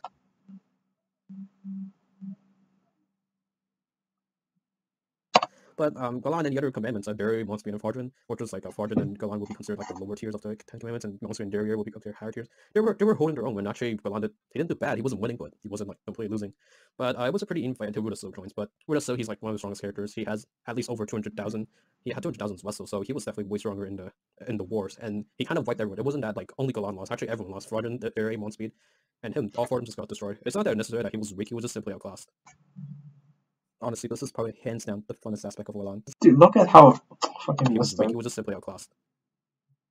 Honestly. Dude, look at how happy he is. He's like doing a pose, like he's just smiling. Like, dude, this is probably hands down the funnest aspect of Galand. This dude exists to have fun. Like while everyone was like super angry and salty about how to kill Modas when they're dude, these two doesn't give a shit. Like they came back in the sequel to not give a shit and then get fucked over. At least from the seal. This dude, like, he didn't care about that, but he wanted to drink more. That's all he cared about. This man literally drinks on the job when he's clocked in with his partner Masculine. He plays stupid sideways game with a bartender and stuff. Dude, he does some dumbass shit. Like, if he didn't play that game with Escanor, like, these two might have been able to just escape him. Like, you wouldn't be bind to that stupid game, bro. Like, straight up fighting him. And he plays golf on the job. Honestly, this dude just likes having fun too much. And, like, I think that's kind of what's screwed him over sometimes, but even then, he had shown to be, he's a dedicated worker. He shows up to work, but when he calls in work, you just don't know what he's... Yeah, doesn't give a shit. I mean, he shows up and he clearly doesn't give a fuck. Well, we don't see Galand as much as, well, I guess I like in the series. We have seen that how he and Maleska are best friends, literally. Well, Maleska was a bit more logical and smarter one of the one. I mean, of course, Israel look at Galand, he gets wasted before he starts to fight. I do dumb things. And they get in trouble. These two always got each other's back, like how Galand dragged her out of the Omega arc against Archangels, and Maleska telling Galand to stop messing around. Yes, that he will do that shit. Which actually happens all the time. That's not good. Even then, against his enemies, Galand actually always kind of shows a bit of respect, and actually he tried to make the fight like a mini game to him. Like against Bond, he actually gave the dude props, and while Bond just wanted to like straight kill him. And honestly, I feel like Bond and Galand. These should be best friends in an alternate universe. Like these two don't give a fuck. Like just straight up. Great friends because these two literally existed to just get wasted and just not do anything the next day. Well, Galand was fun because these two literally existed to just get wasted and just not do anything the next day. Look at that, so wholesome. Look at that. He's just a happy grandpa. Like he's not gonna dice up camera or anything. Look at that. Well, Galand was fun, honestly. I think he's like one of the characters that actually makes threatening and entertaining pretty well, despite how much he actually shows in the series. Dude, actually he reminds me a shit ton of Hidan. Like Hidan was like very dumb. Actually no, Hidan's not that dumb. It's just like everyone's smarter than him. Like Hidan he's kind of like fucking derpy and shit, and then he can get serious. I think like Galand and Hidan from Naruto are kind of the same. Not super important except the first time when he showed how strong the Tank was. So he wasn't the most powerful or anything, but he was fun. I love watching this dude. This dude, like, honestly, like, he just didn't care, just works on the job. He's like that one weird co-worker. He's like 80 or something. Like, all he does is drink and smoke at work. He can do his job, but like, you just know that he doesn't care if he gets fired. But I mean, seriously, I want you to look at this picture. This dude, he got his face. Yeah, this is true. He got fucking drunk, he got punched in the face, and he probably lost a few souls because I think Bond snatched one or a few more souls, and then he's like, "Fuck it, I'm gonna drink." Punch, and he's still drinking, and he's having fun. Honestly, I think that's just very. I would respect that. Okay, so this is a person list on my top 10 characters in 7 Deadly Sins. Dude, this video is so fucking long. I'm not gonna watch this, man. Okay, so this is a person list on my top 10 characters in 7 Deadly Sins. Maybe I'll just gloss over the shit. It's like, dude, I still haven't put that shit. Oh my god. Wild is a fucking god. I don't care what anyone says. Soldress is kind of cool. Vaughn is the greatest ring asked for. Loxinia is the best redemption character. Fraudrin it's a good character to be done of. You can still be an emotional person while still being an asshole. Bartra is fucking perfect. Nicest guy in the series by far. Galand is fucking hilarious. Rueduciel is very complex. Mount Esterosa is more complex than we kept given for. Gopher is about the journey, not the destination. That's it. I don't want to talk about this hard already. I've heard talk too much about these characters. So, Leonis, what the fuck is wrong with this place? Well, a lot actually. The place is in shambles every week, the holy knights are fucking insane, and the kingdom is now ruled by this guy. Yep, this guy. As Mount as a good leader, well, for some disclaimer, I'm not his biggest fan, so take what I will say with a pretty brain grain of salt. That's fine, honestly. He's smart, unpredictable, and knows when it's the time to be serious. I will not call him a bad leader, but I think he's better than just a regular placeholder. He's good, he's a decent pig. That's kind of it. In my mind, I have another candidate, and it's Elizabeth. While looking back at the 7 Deadly Sins manga, she has always been the I have a dream person, which is something that I think every good kingdom needs. Even early in Season 1, she was honestly pretty weak, but it did not really matter because she knew what she was going for. Was it foolish and unattainable? Honestly, kind of, yeah. And she is aware of this, yet it did not stop her from wanting to achieve her goal. I think this scene really proves her... Okay, I'll probably like make this like look Arthur like a spineless person, but like even if he is, it makes a lot of sense. Dude's 16 and she's 16 as well. I just think like what she does is more impressive, but I just wouldn't. I probably the way I put it like kind of makes Arthur look kind of shit, but he's fine. He's just 16. Give him some time. Stands pretty well. I also think her leadership really shines during her time in Stigma. She was a person that wanted peace, but was willing to fight anyone that opposes her. This includes her teammates and rival Rueduciel. These two are constantly fighting, like they are anyone that Oh my god, dude. Her teammates and rival Dude, feel free to at me because I'm not some self-entitled bitch. Oh man, I'm so sassy. Rueduciel. These two are constantly fighting, like they are still arguing 3,000 years later. Aside from that, I think it's more than just these two just opposing each other. It was Elizabeth wanting to obtain peace, while Rueduciel kept claiming that she should face reality. This actually sounds like... Wait a second. That's true. Okay, just aside, Elizabeth proved that she's a lot more than just a powerhouse in the goddess clan. She was also someone that would just yell her voice out loud if she did not this is fucking funny. Because like the way I imagine this is that these two are like in like a COD lobby and they're like yelling slurs at each other and they're like "fuck you" and like it's some other words that I can't even say. Or I probably don't even know. She is seeing or doing, which is pretty respectable. She was also the temporary leader in the 7 Deadly Sins when Metas left as well. Honestly, she was far better leader than Metas. I'm gonna be honest. Well, maybe she could have been better. I don't know if she was better than him, but she could have been better. This is honestly a pretty big can of worms, and instead of dodging, I'm just gonna rip the can apart and try and look at it through my own God, this is so bad. Leonis is a pretty interesting place to say the least. The place gets fucking wrecked every Tuesday in terms of morals and dignity. Not much is really known about it. What's really apparent is that Season 1 Holy Knights are complete pretty assholes, and they are one of and not the strongest kingdom in Britannia. The thing I'm most concerned is that Leon is good. I think Camelot's second strongest. Was the one ruling for a very long time, so it's maybe a yes. He did forgive all the sins and even trusted Gopher, and that is kind of it. What about... I don't know, dude, this starts so weird because like saying like Leonis is good under Botcherville is kind of hard because like even then like he had to fight wars and shit. Like the only thing I'd say is that maybe he was good to his kingdom but maybe not so good to other kingdoms. But like we would never know because first of all it's not a big detail. Second of all it just kind of makes the character like not as good as a person, which I guess is fine because not every character has to be a good person to be likable. But like it's just very hard to say. I don't think it's really matters. I'm just saying that like what he did to the people were kind of good, and I think whatever Camelot does is kind of a bit hard to say because Arthur can be a nice person to his kingdom. Like even though we see him like kind of fuck up Ironside and shit, but maybe he is a good person to his kingdom. I'm not sure. Maybe he's like yeah, it's just really hard to say. I don't think that was a really good thing to bring up in the video at all. Now it's kind of a guess. Like from this chapter, it's pretty clear that the other races are in the same kingdom without a lot of issues. But at the same time, it says that dude, Metas is the biggest demon hater. Like he just fucking kills demon. He betrays them, and now there's like who the fuck wants to hang out with them? Who wants to hang out with demons? This why it means that there's still really heavy anti-demon sentiments, which kind of makes sense because of the event in Season 1, but also pretty weird considering Metas and Tristan's race. Another thing is that what Cheon did, say in this recent chapter, and he says something like this: well, Cheon's a pretty mean person when he just speaks in general. I think it's worth considering of what if he's actually allowed to do this? Okay, I think this is pretty important to say, is that a lot of people hate Cheon, at least when I made this. Yeah, probably a bit earlier when I made this video. So I think it's kind of important. It's like oh my god, he's really fucked up. Like that's true, but like what if he's allowed to be this fucked up? Like what if people just give him like the hierarchs give him seal approval? Like, oh, you can do whatever the fuck you want, man. It's just that you're the fucked up one, but we kind of like approve it. Like it's kind of like a shadow proof. I like did it. Oh, we don't really approve it, but like, I was like, it's like, oh, we didn't see you do it, so like we can't prove that you did it. Kind of shit. I just don't know how Leonis really function, and at this point it's kind of like a question mark. Everyone may be ruled by a tyrannical leader, but it does not mean that Leonis is also sunshine rainbows. They literally send out child soldiers. Yeah, child soldiers. This is a kind of spicy part of the video. Leonis is now in a war in Camelot, probably a cold one, but it is between two genocidal mass murder. Dude, Melisas probably kills more people than Arthur. Like, the only difference is that Arthur has 16 years and this guy has like 100 years to accomplish it. Actually, like 250 or something. Excuse me, sorry. Between a former mass murder versus a current gen of mass murder. Sheesh. Don't act. No one should act. Oh fuck, that's so loud. Wait, hold on. Stop. Oh my. Dude, that's what I think. So far, Tristan is trying to be a noble knight. Dude, how can people hate this guy? He's like a cinnamon roll. Like he's just a wholesome boy. Like his mother, and he likes his mother more. Dude, he gets PTSD on his birthday, and fucking King shows up. like DM was like, wow, this kid is like kind of cute or something. And then like King was like, whoa, not as cute as ours, to a fucking 10-year-old. Like, who the fuck does this shit, man? Like, man, like Tristan deals with fucking weird people. And he's a weirdo too. That's the crazy thing. Probably because he's morphed by like the weird people around him. And if he actually hates on us, dude, just fucking deserves it.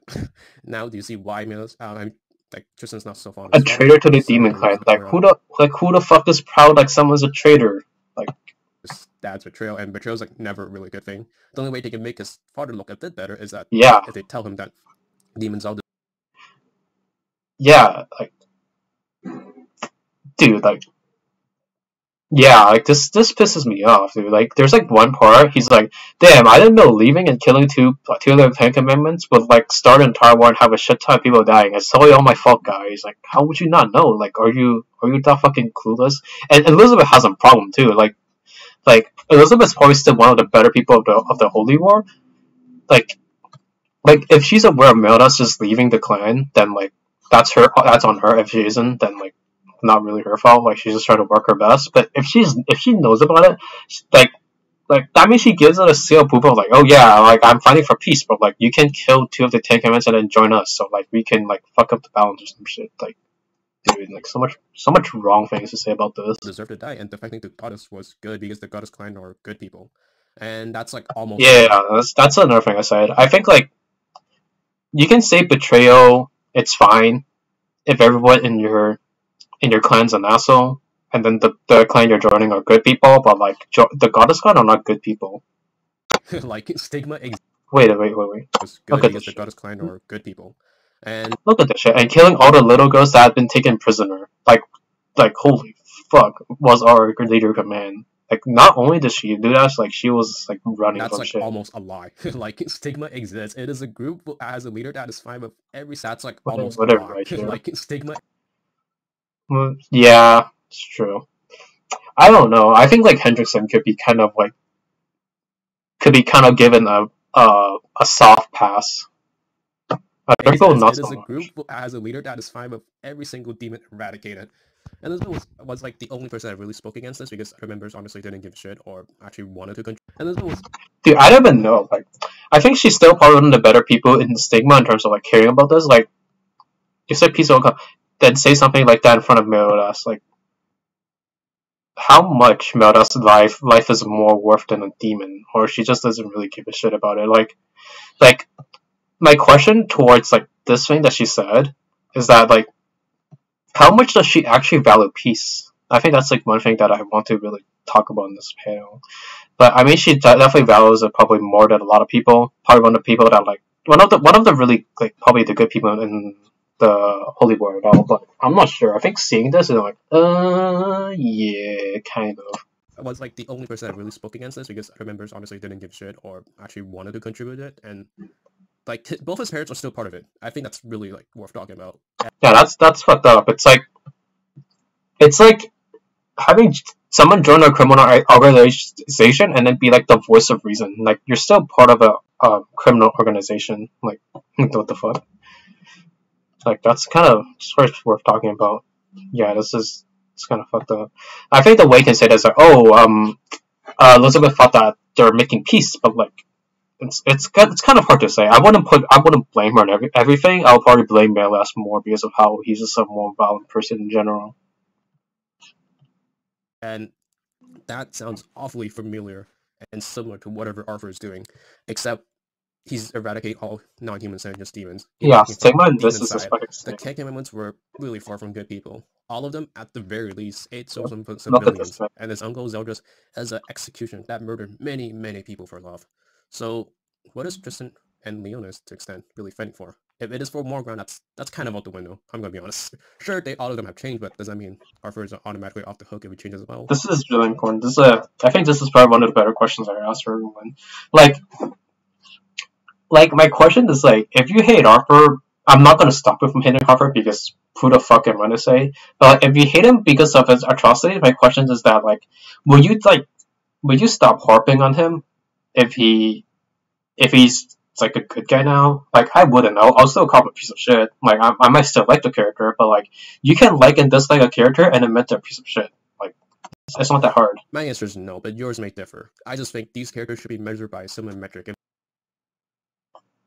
Yeah, that's a crazy thing. Like you can like kind of do some not even mental gymnastics. Like you can just say that whatever he's doing is more heroic than like Mira's and Zelda's, because like he's fighting for his clan rather than just his love of like one person.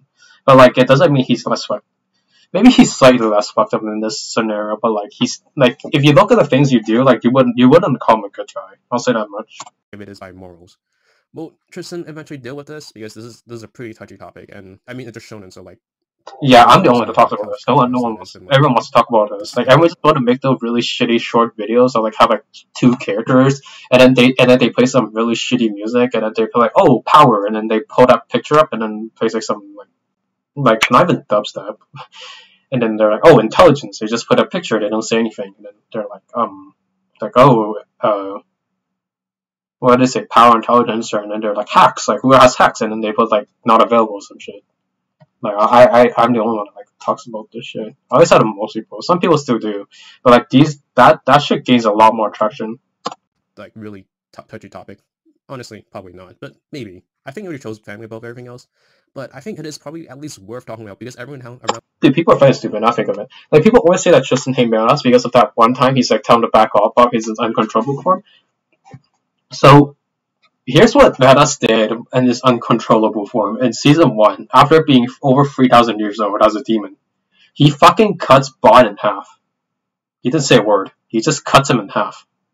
Like, he was, like, attacking everything. He was going fucking ballistic and crazy. And what did Tristan do? He's like, yo, get out of my way. Like, and, like, you can tell that he still has some kind of self-restraint. Like, a little bit. And he's 16. Melas was over 3,000 years old, so... I don't know how you people measure that. Like the people that think that like Tristan's is a rude person. So what is Melas then? Like a fucking murderer? Because he actually is though. So yeah. Around him has some pretty ugly track record, but who knows? This is the same. Yeah, dude. Tristan, people around him are fucking crazy. He has like Seldris, Melas, Elizabeth, Rueduciel, Suriel, Tarmiel, Mael. Like all these people are fucking crazy, dude. Actually, Bartra's probably crazy too, but like he's just not as crazy as them. Same kid that named his sword after Mao and Nesterosa, aka. This is fucking hilarious. He names his sword after someone that kills his dad. Like stab 7 of his hearts, dude. What a fucking weirdo. He is a weirdo. The best arc in the series, yeah, that's this one. I mean, if you've watched videos for one. Oh my god, 6 days ago. Oh, should be a pretty obvious answer. If you just want to know the answer, then you can think now. The rest of the video was just oh my god, this looks so bad. This is the greatest arc. I'll break into 4 major parts from power, characters, themes, and nitpicks or other compliments I might have. This arc has a lot of strong fighters and there are extreme balance, or at least they feel like it. Other than the gods, I feel like a lot of people can just make a difference. For me, this is the big 5. I will put Melas at the top because of the consistency and Wiltshire over at the very bottom. And these 3 are in between. I'm gonna be honest, I feel like every time I make the big 5, it like always changes it for like these 3. Like I feel like on Monday I might have this guy at the top, and then Tuesday I have him like over here, and on Wednesday I have him here, and then like same piece of the character. But like I mean like peak Maya will be number 1 though, so and then like Rueduciel's probably better than I don't know, this is hard. But I think you can put them in any order, and it will kind of make sense. And if you take any 2 of them out and put them in 1v1, they can win on a good day, but it will just still be very. Yeah, I think I'm overhyping Rueduciel for a bit, but like he's so scary that like he can just win any fight. There are people that can shift the tides of the battle, like Suriel and Tarmiel, who are considered to be 1 or maybe 2 tiers below the top 5. Dude, I think Suriel and Tarmiel are fucking ridiculous, but I didn't know one else thinks that. Even other people like Zeldris and the original demon, who didn't really participate in the war for whatever reason, can cause a lot of hex for everyone else. And this obviously includes members of the 10 Commandments. Melas can 2 of them heavily damage the balance. Members that can go into indoor forms like Mosby and Derry are very valuable, but this is not to say that others don't matter, because they do. One of the worst members of Galand was putting in work in the war. This arc just feels very delicate, because any decision from any person could shake up the balance of the war, which makes a lot of sense considering the Demon King's and Supreme's deity desire of balance. If you haven't realized, I'm a big Rueduciel fan. True. If you don't want me to talk about it for the 3,400 and 700 time, then skip to the time I put on the screen. But anyways, what a character debut. I'm gonna skip it. I don't want to myself talk about this guy. This is the only picture that matters, by the way.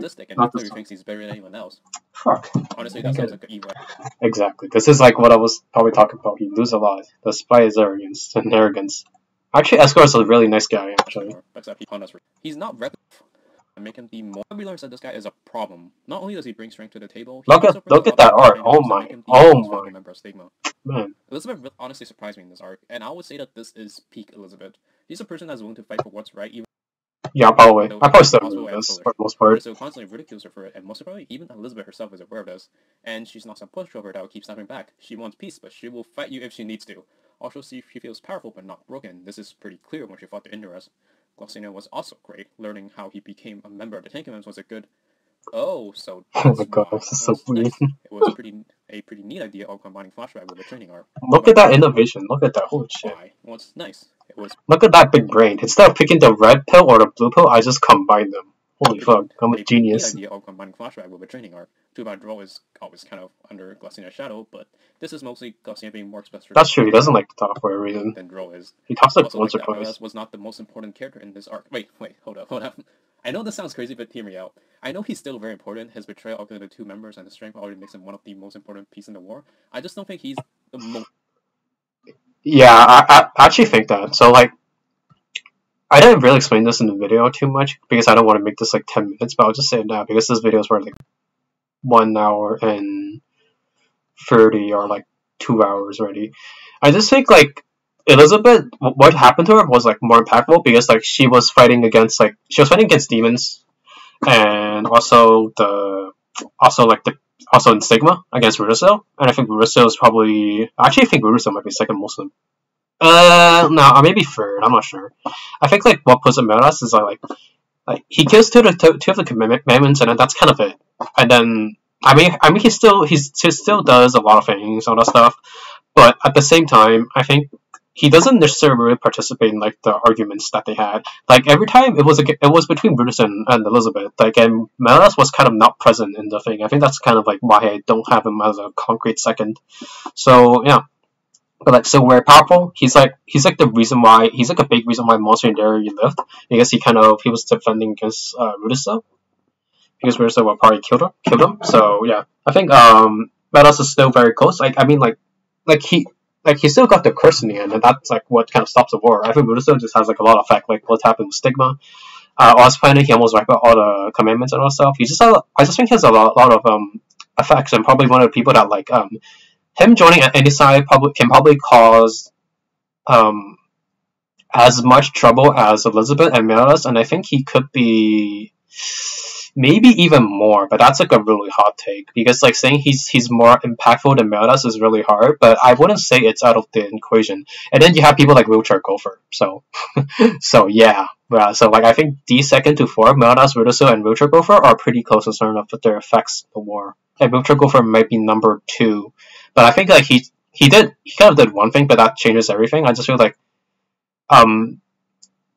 Melas and Rueduciel were the people that, and Elizabeth to some extent, are the people that kind of forced Wheelchair Gopher to do his thing. So that's why I would put him maybe even 4th or 2nd. I'm not sure. I feel like these two, they can have a 3-way tie. I would have kind of been like, okay, that's kind of cool. Most important. He seems to be mostly following Elizabeth for the majority of the arc. This is nice, because we finally get to see That's true. These two are trying to like box and shit. Then Melas doesn't give a fuck. A big voice in the arc, rather than her just being in the backlines, like for most of the series. And of course, how can I forget about this guy? Like, people can hate on Dog Gopher, and you cannot hate this guy. I think it is mutually agreed on by the majority of the community that this guy is the weakest of the big 5. But holy shit, like, look at the effects he made in the series. Other fighters are just lucky that this guy only appears in flashbacks. The best survivor in the series is Rueduciel and Elizabeth. Sorry, it is not overrated. Look at this shit. This is genius. Survivor in the series. This is fucking genius. Like, why am I so smart? No, I'm kidding. I was like, oh yeah. I do play Street Fighter. Why not just hunt this together? Sorry, it is not your typical overrated answer on mail. Actually, no. I now think about this. I don't even know people put them as rivals as much. They just put them fresh and things the greatest friendship. Which is still good. I'm just saying on you guys. That's true. This is a barrier that explores a lot further than your typical topics. In short, it is Rueduciel being realistic, while Elizabeth I'm playing Smash. I've heard this like 5 times. I can see why you would find it boring or just not care. Because Elizabeth is peace, while Rueduciel is just kind of anti-peace. Now, this is not necessarily false. It is a lot more than that. It is between two very stubborn individuals that understand the other person's perspective, but they also are forced to work together. I have taught this in another video, so check the description if you want a more detailed version of it. I just think this is one of the better parts of the story, and I feel like people either gloss over it or don't want to appreciate it because Rueduciel is not a fan favorite character. Newsflash: you can hate a character and still. That's true. People will never accept that. Okay, after shitting on people, like their perspective opinions, I do think the idea of war is Wars was really well done through just one chapter. It's chapter 214. Okay. Like their perspective opinions. I do think the idea of Wars was really well. Okay, I think this is kind of important if you're out of war. I want to block was, what if you didn't win? Like, what the fuck? Like, you just lost everything then at that point. Done through just one chapter. It's chapter 213. And the more we read it, the more I appreciate it. In short, it is a pointless revenge from people that hold a grudge. That's honestly kind of it. So they kill people that they don't even know. It does its job that well. Because to be fair, the battles with the characters that are... Like who the fuck are these people? You don't know these people yet. Like, who the fuck is this? This looks like the guy in, like, the fucking... Like, the first movie with, like, the discount Meldas and the discount Elizabeth. Like, I don't remember his name. His like, what was, like, a latte or some shit. Like, this is, like, the old guy was like, oh, he's a demon. Like, I was stab him. Like, who the fuck are these people? Like, why do you care about them? Even if you want to say that realistic also now, he is a side character at best. That's true, So unfortunately. well delivers. This is important. Yeah, we won the battle. Like, wow, look at that. Look at that. Isn't it glorious? The message of revenge and wars are pretty fucking pointless, and don't let revenge take over. Yeah, take over. Don't take over. I talked about this before, but I like how balanced the war felt. If that means that like anyone can make a difference and it can make it very unpredictable, I think the end was cringe as fuck. Oh my god, I remember this. I remember like watching the anime for a bit, and then I just like skipped out because like I didn't want to listen to the end talk for like a long time. Very unpredictable. I think the end was cringe as fuck in this arc, and oh there's something god, that really that thing pisses me off so much. It'll be this by far. I also think the original demon not appearing at all feels pretty That's what I said. So like I think like from a narrative standpoint, this was 247 by the way. This is kind of like a first appearance, and then they never made a reappearance until chapter 292, and this arc was like way before when they made that. So I think like they were not. Like, they might have already been in the works, but not really present from a narrative perspective, because there was no mentions of them. There was mention about the 6 Knights of the Black for whatever reason, which is kind of funny. weird. I think it's like this, because the Demon Masters are not fully created yet. Yeah, I'll kind of talk about this. This arc was fucking crazy, and so was the rest of Season 3. Like, dude, Season 3 was fucking crazy. This arc was fucking crazy, and so was the rest of... This is... Shit, what is it? Oh, this is like Arthur versus the 4 demons. This is Zeldris on top. This is Chandler versus Goxina and Dro. This is Meldas versus Escanor. That's Suicide versus Mosi. Like, this arc has so much... Not this arc. This season has many so crazy shit. Like, it made you, like... Some of them didn't make sense, though. Or, like, you're like, why the fuck would that happen? But, like, it was crazy. Season 3. Like, anything could explode at any moment. And it's insane that Maya was not even present. Yeah, exactly. He is still a factor worth considering. Also, I think this arc being this mysterious is a blessing and a curse. It does a good oh my job god, this of editing looks so bad. Readers had, but also raises a lot more, which means that it... Yeah, who killed... Look at this. That's true, and who killed Upton Alex? Like, we actually never know the answer to this question, so we need another arc to explain who killed Upton Alex. If you're interested enough to care, let's just say not all of them were answers. Please, I want a movie based on it, please. That's true. I will hurt people for that. So yeah, I'll just... So now I'm done like watching those videos. I'll just look at these funny videos.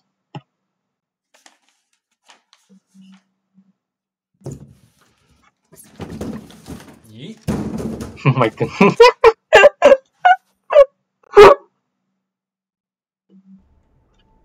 Okay, so backstory for this thing. This thing is actually hilarious. So I used to be an Injustice 2 mobile player. I might reinstall like 2 weeks later or something, but like I quit the game and came back a few times. So in this game, I used to do a thing called so you know like games that like they will buff and nerf characters, right?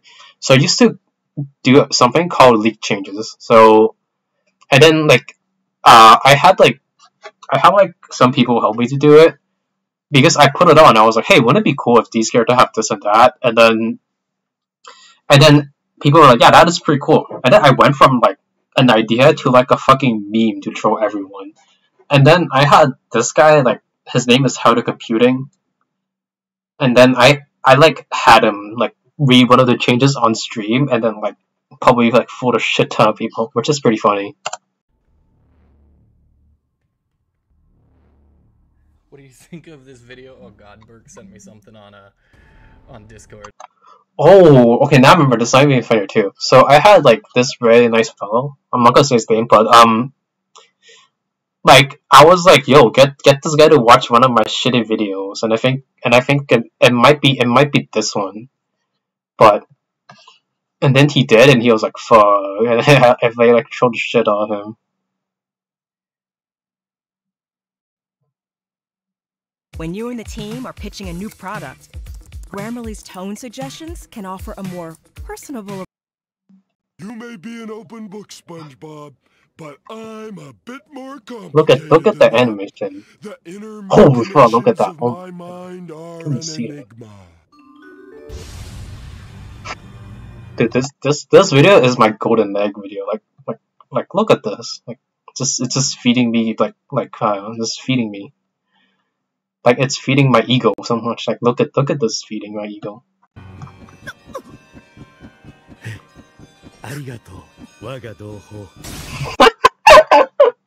He fucking dies. Oh, this is the video. This video is perfect.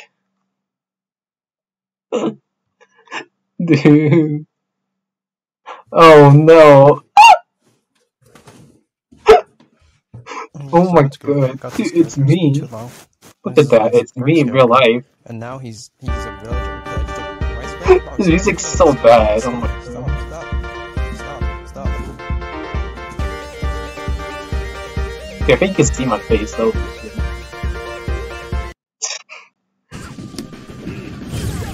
Oh yeah, this guy doesn't stream anymore, but like, here's his Twitch if anyone want to watch him, or anyone even made a different video. Oh, look at that, oh my god. Dude, why did I block that? Oh, look at that walk up. I should have done overhead. No, dude, I'm not gonna let you walk up. Dude, that's not a block string. Like he likes to do that shit, but like it's not real because you can interrupt it. You can do the same thing for a low medium kick into light axe kick. He tried to do the overhead to get the chip or overhead me. Because this thing is an overhead, the axe kick, and then I was like, fuck it, I'm just gonna mash it. Because because he always does that shit. Like if he does a fireball, it wouldn't come out, but then if he does it, yeah, I just mashed it. Yo, he just mashed. Like I was going to die anyway, so like why not just mash it? Oh, nigga. Oh shit, I'm gonna get banged. Oh no, I gotta hurt you for that, bro. Oh, he does that because like, he's afraid of the online. Oh no, bro. Look at it. You can't just mash with your Fisher Price ass connection. I think I jump on a fireball and get him. Oh, look at that, look at that follow up. Okay. Look at that crap. Oh, I should have pressed it. I could have got a big combo. Yo, Burks, this is ridiculous, bro. Look at that dash. Oh my god, look at that movement. Look at that confidence walk up. No, and it just killed him. He's like about to cry.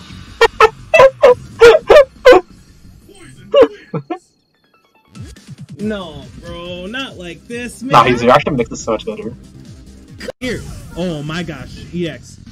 Okay, this is an instant overhead, by the way. If I ever make him, and then he misses an uppercut, and then I'll oh my gosh, Burks. Smashed it. Burks is so disrespectful, man. That is true. He's gonna get this 10-win streak.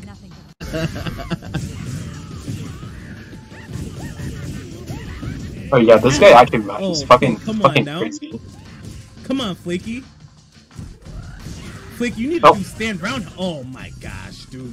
Okay, so one thing I like to do sometimes, I used to do close standing medium kick into a light shoulder into lunge punch, because that would I think build a bit more meter or something. I don't know. I just like doing it. I don't know if it actually builds more meter. I didn't miss that. You tried to be fancy. And he does some random shit. That's the one. You out here trying to be fancy. Well, this is great, man. Wow. All right. So Burks.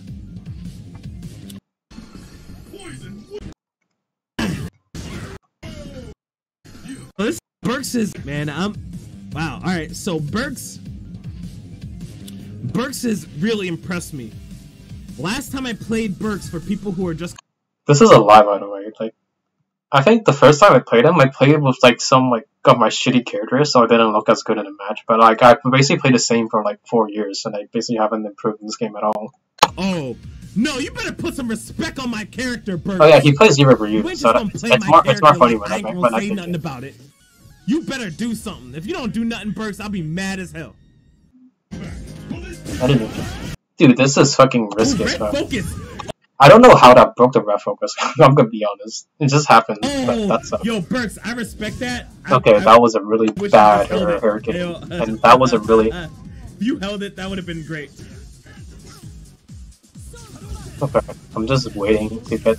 I did this for EX because like it will always hit, so because the range is like it's more consistent. I'm doing. He's gonna I think I do the jump or something. Yeah, I do the. Nope, he just sat there. This is very punishable, but he just did a fucking sweep style uppercut. Okay, good. And I could punch the sweep with a low, medium, and EX scarf or EX spiral, but I missed the low, medium punch, so then this happens, and then this. Yep, see, I literally punished it. So. Nope, he just sat there. Okay, good. See, I punish it right now. It's like if I had a beater, I would have probably get closer to kill him. Soul throw can actually. And I still did this, dude. If he mashed it, I might have just died.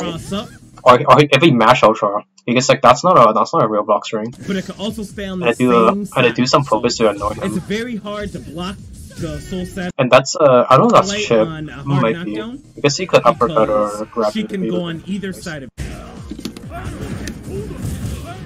Okay. Playing the god. What the fuck? Oh, I do the low, not the low. I do the light uppercut because if I do that, it means that less recovery and it looks a bit more awkward than the heavy uppercut because heavy uppercut is more visually punchable. I tried to do a little crumple check, but he didn't vouch, which is very smart. He tried to crumple me there. Yeah, I did try to crumple him. I'm just doing some random tag injuries because they're kind of safe. They're more safe than uppercuts, so. Okay, I didn't do anything. I was very scared. I should have uppercut it, but I'm not really good at it. Okay, so I think that was a 2-air fireball. Okay, that was a really good uppercut. If I got the thing. Alright, yeah, I tried to combo him again. I tried to do a little quick. Okay, that was a really good trap. That was a really good this was really good, right? Because like I knew he was trying to do something. That was a really bad Tyranny because that was supposed to get like the block got very close, so like I could just do a low light kick and then medium punch or heavy kick. Okay, just smashed it. I learned it. Let him see what he did. He tried to do crossover jump. Yeah, because like it wasn't a real block string. He did low light kick, low punch, and then low medium kick. And that's not a real block string. If it did medium punch, that might have been a block. That might have like I might not be able to match this. EX. Alright, Burks. I can't even get mad at that. You mashed through my string. Yeah, it's a string. The string wasn't real. That's why it worked. Maybe watch this. This is probably my favorite video. Oh, I fucking hate this video. I knew like when this, I was probably getting like 1,000 views like every 2 days or something for this video, which is like, or like 500, which is like insane because I probably would never get that anymore. And then I was like, hey, when I have this much views, why don't I make something as well to complement like this video? Like I'll just put Tarmio rather than other characters and then try to see if it feeds. And look at this. It's in 2,000, now I'm 56,000 just in a year, and now I have like over 100,000 views, which is like I'm really grateful for. So, this is fucking legendary. Who broke it? I'm not mad. I just want to know. I did. I broke it. No, you didn't. Tom? Don't look at me. Oh, this is Nasser from Fortnite Soundplays. This is fucking funny. That's so weird. That's weird. How'd you even know it was broken? Because it's sitting right in front of us and it's broken. Suspicious. No, it's not. If it matters. This is Galand, by the way, first of all. Liar, I don't even drink that crap. Oh, really? Then what were you doing by the coffee cart I earlier? used the wooden stirrer to push back my cuticles. Everyone knows that, Jerry. Okay, let's not fight. I broke it. Let me pay for it, Ron. No. Who broke it? Ron, Don has been awfully quiet. Really? Yeah, really. This is fucking Anne. I almost forgot her name. I broke it. It burned my hand, so I punched it. I predict 10 minutes from now, they'll be at each other's throats with war paint on their faces and a pig head on a stick. Good. It's almost It's getting a little chummy around here.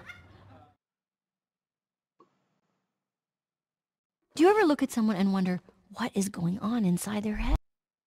Oop. This video is perfect.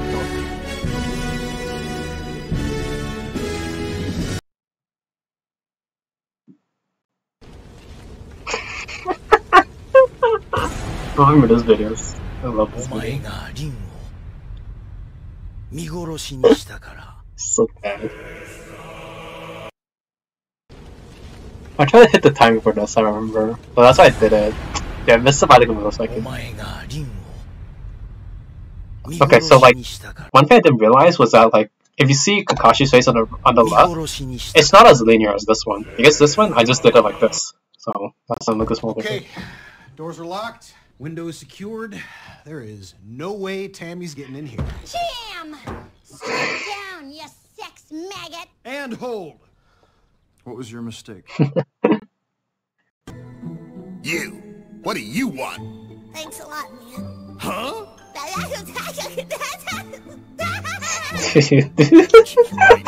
are retarded. What is that? Where are you going? Oh, I love this one. This one's perfect.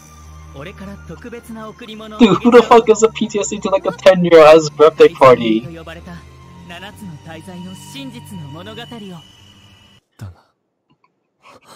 He watches his mom die 107 times.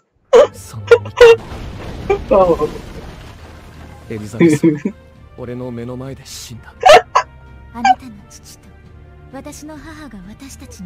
Shit, they not have that. Dude, I should have the one where the rocks like hits her and then like she almost dies. Dude, this should be sad, but I'm laughing so hard. See, he cries. You can see he gets fucking. Oh, it doesn't. I just saw it the second. Cool, state-of-the-art jellyfish nets. George, don't. Oh, this is from a Coca-Cola video, by the way. It's like how you should laugh, like how laugh like changes people.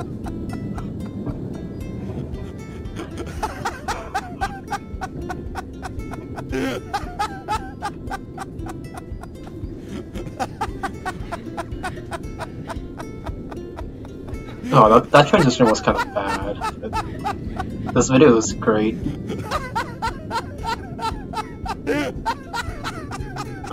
Dude, he looks so fucking like crazy. Like something looks like wrong with him all the time.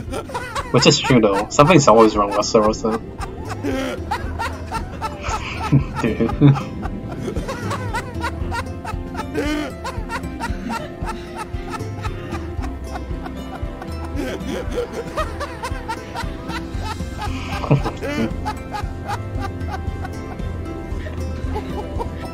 Is it done? Oh, it's not.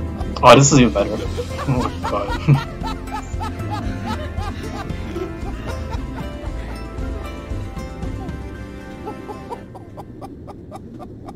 Okay, so like the funny thing is that original, I think, yeah, Coca-Cola happiness. It's like supposed like how like the happiness like inflicts you, like not inflicts you, like it makes like when you laugh, other people laugh as well. So that's what happened in that video. But in this one, I make him look like a fucking crazy person. Hey, can you guys hear anything? You know what I hear? I hear the sound of you shutting the fuck up. Let's see. 7? What the fuck are you talking about? Dude, look at this shit. It's not even completed. Oh, I love this shit. This thing is amazing. I've got a question for you. What's heavier, a kilogram of steel or a kilogram of feathers?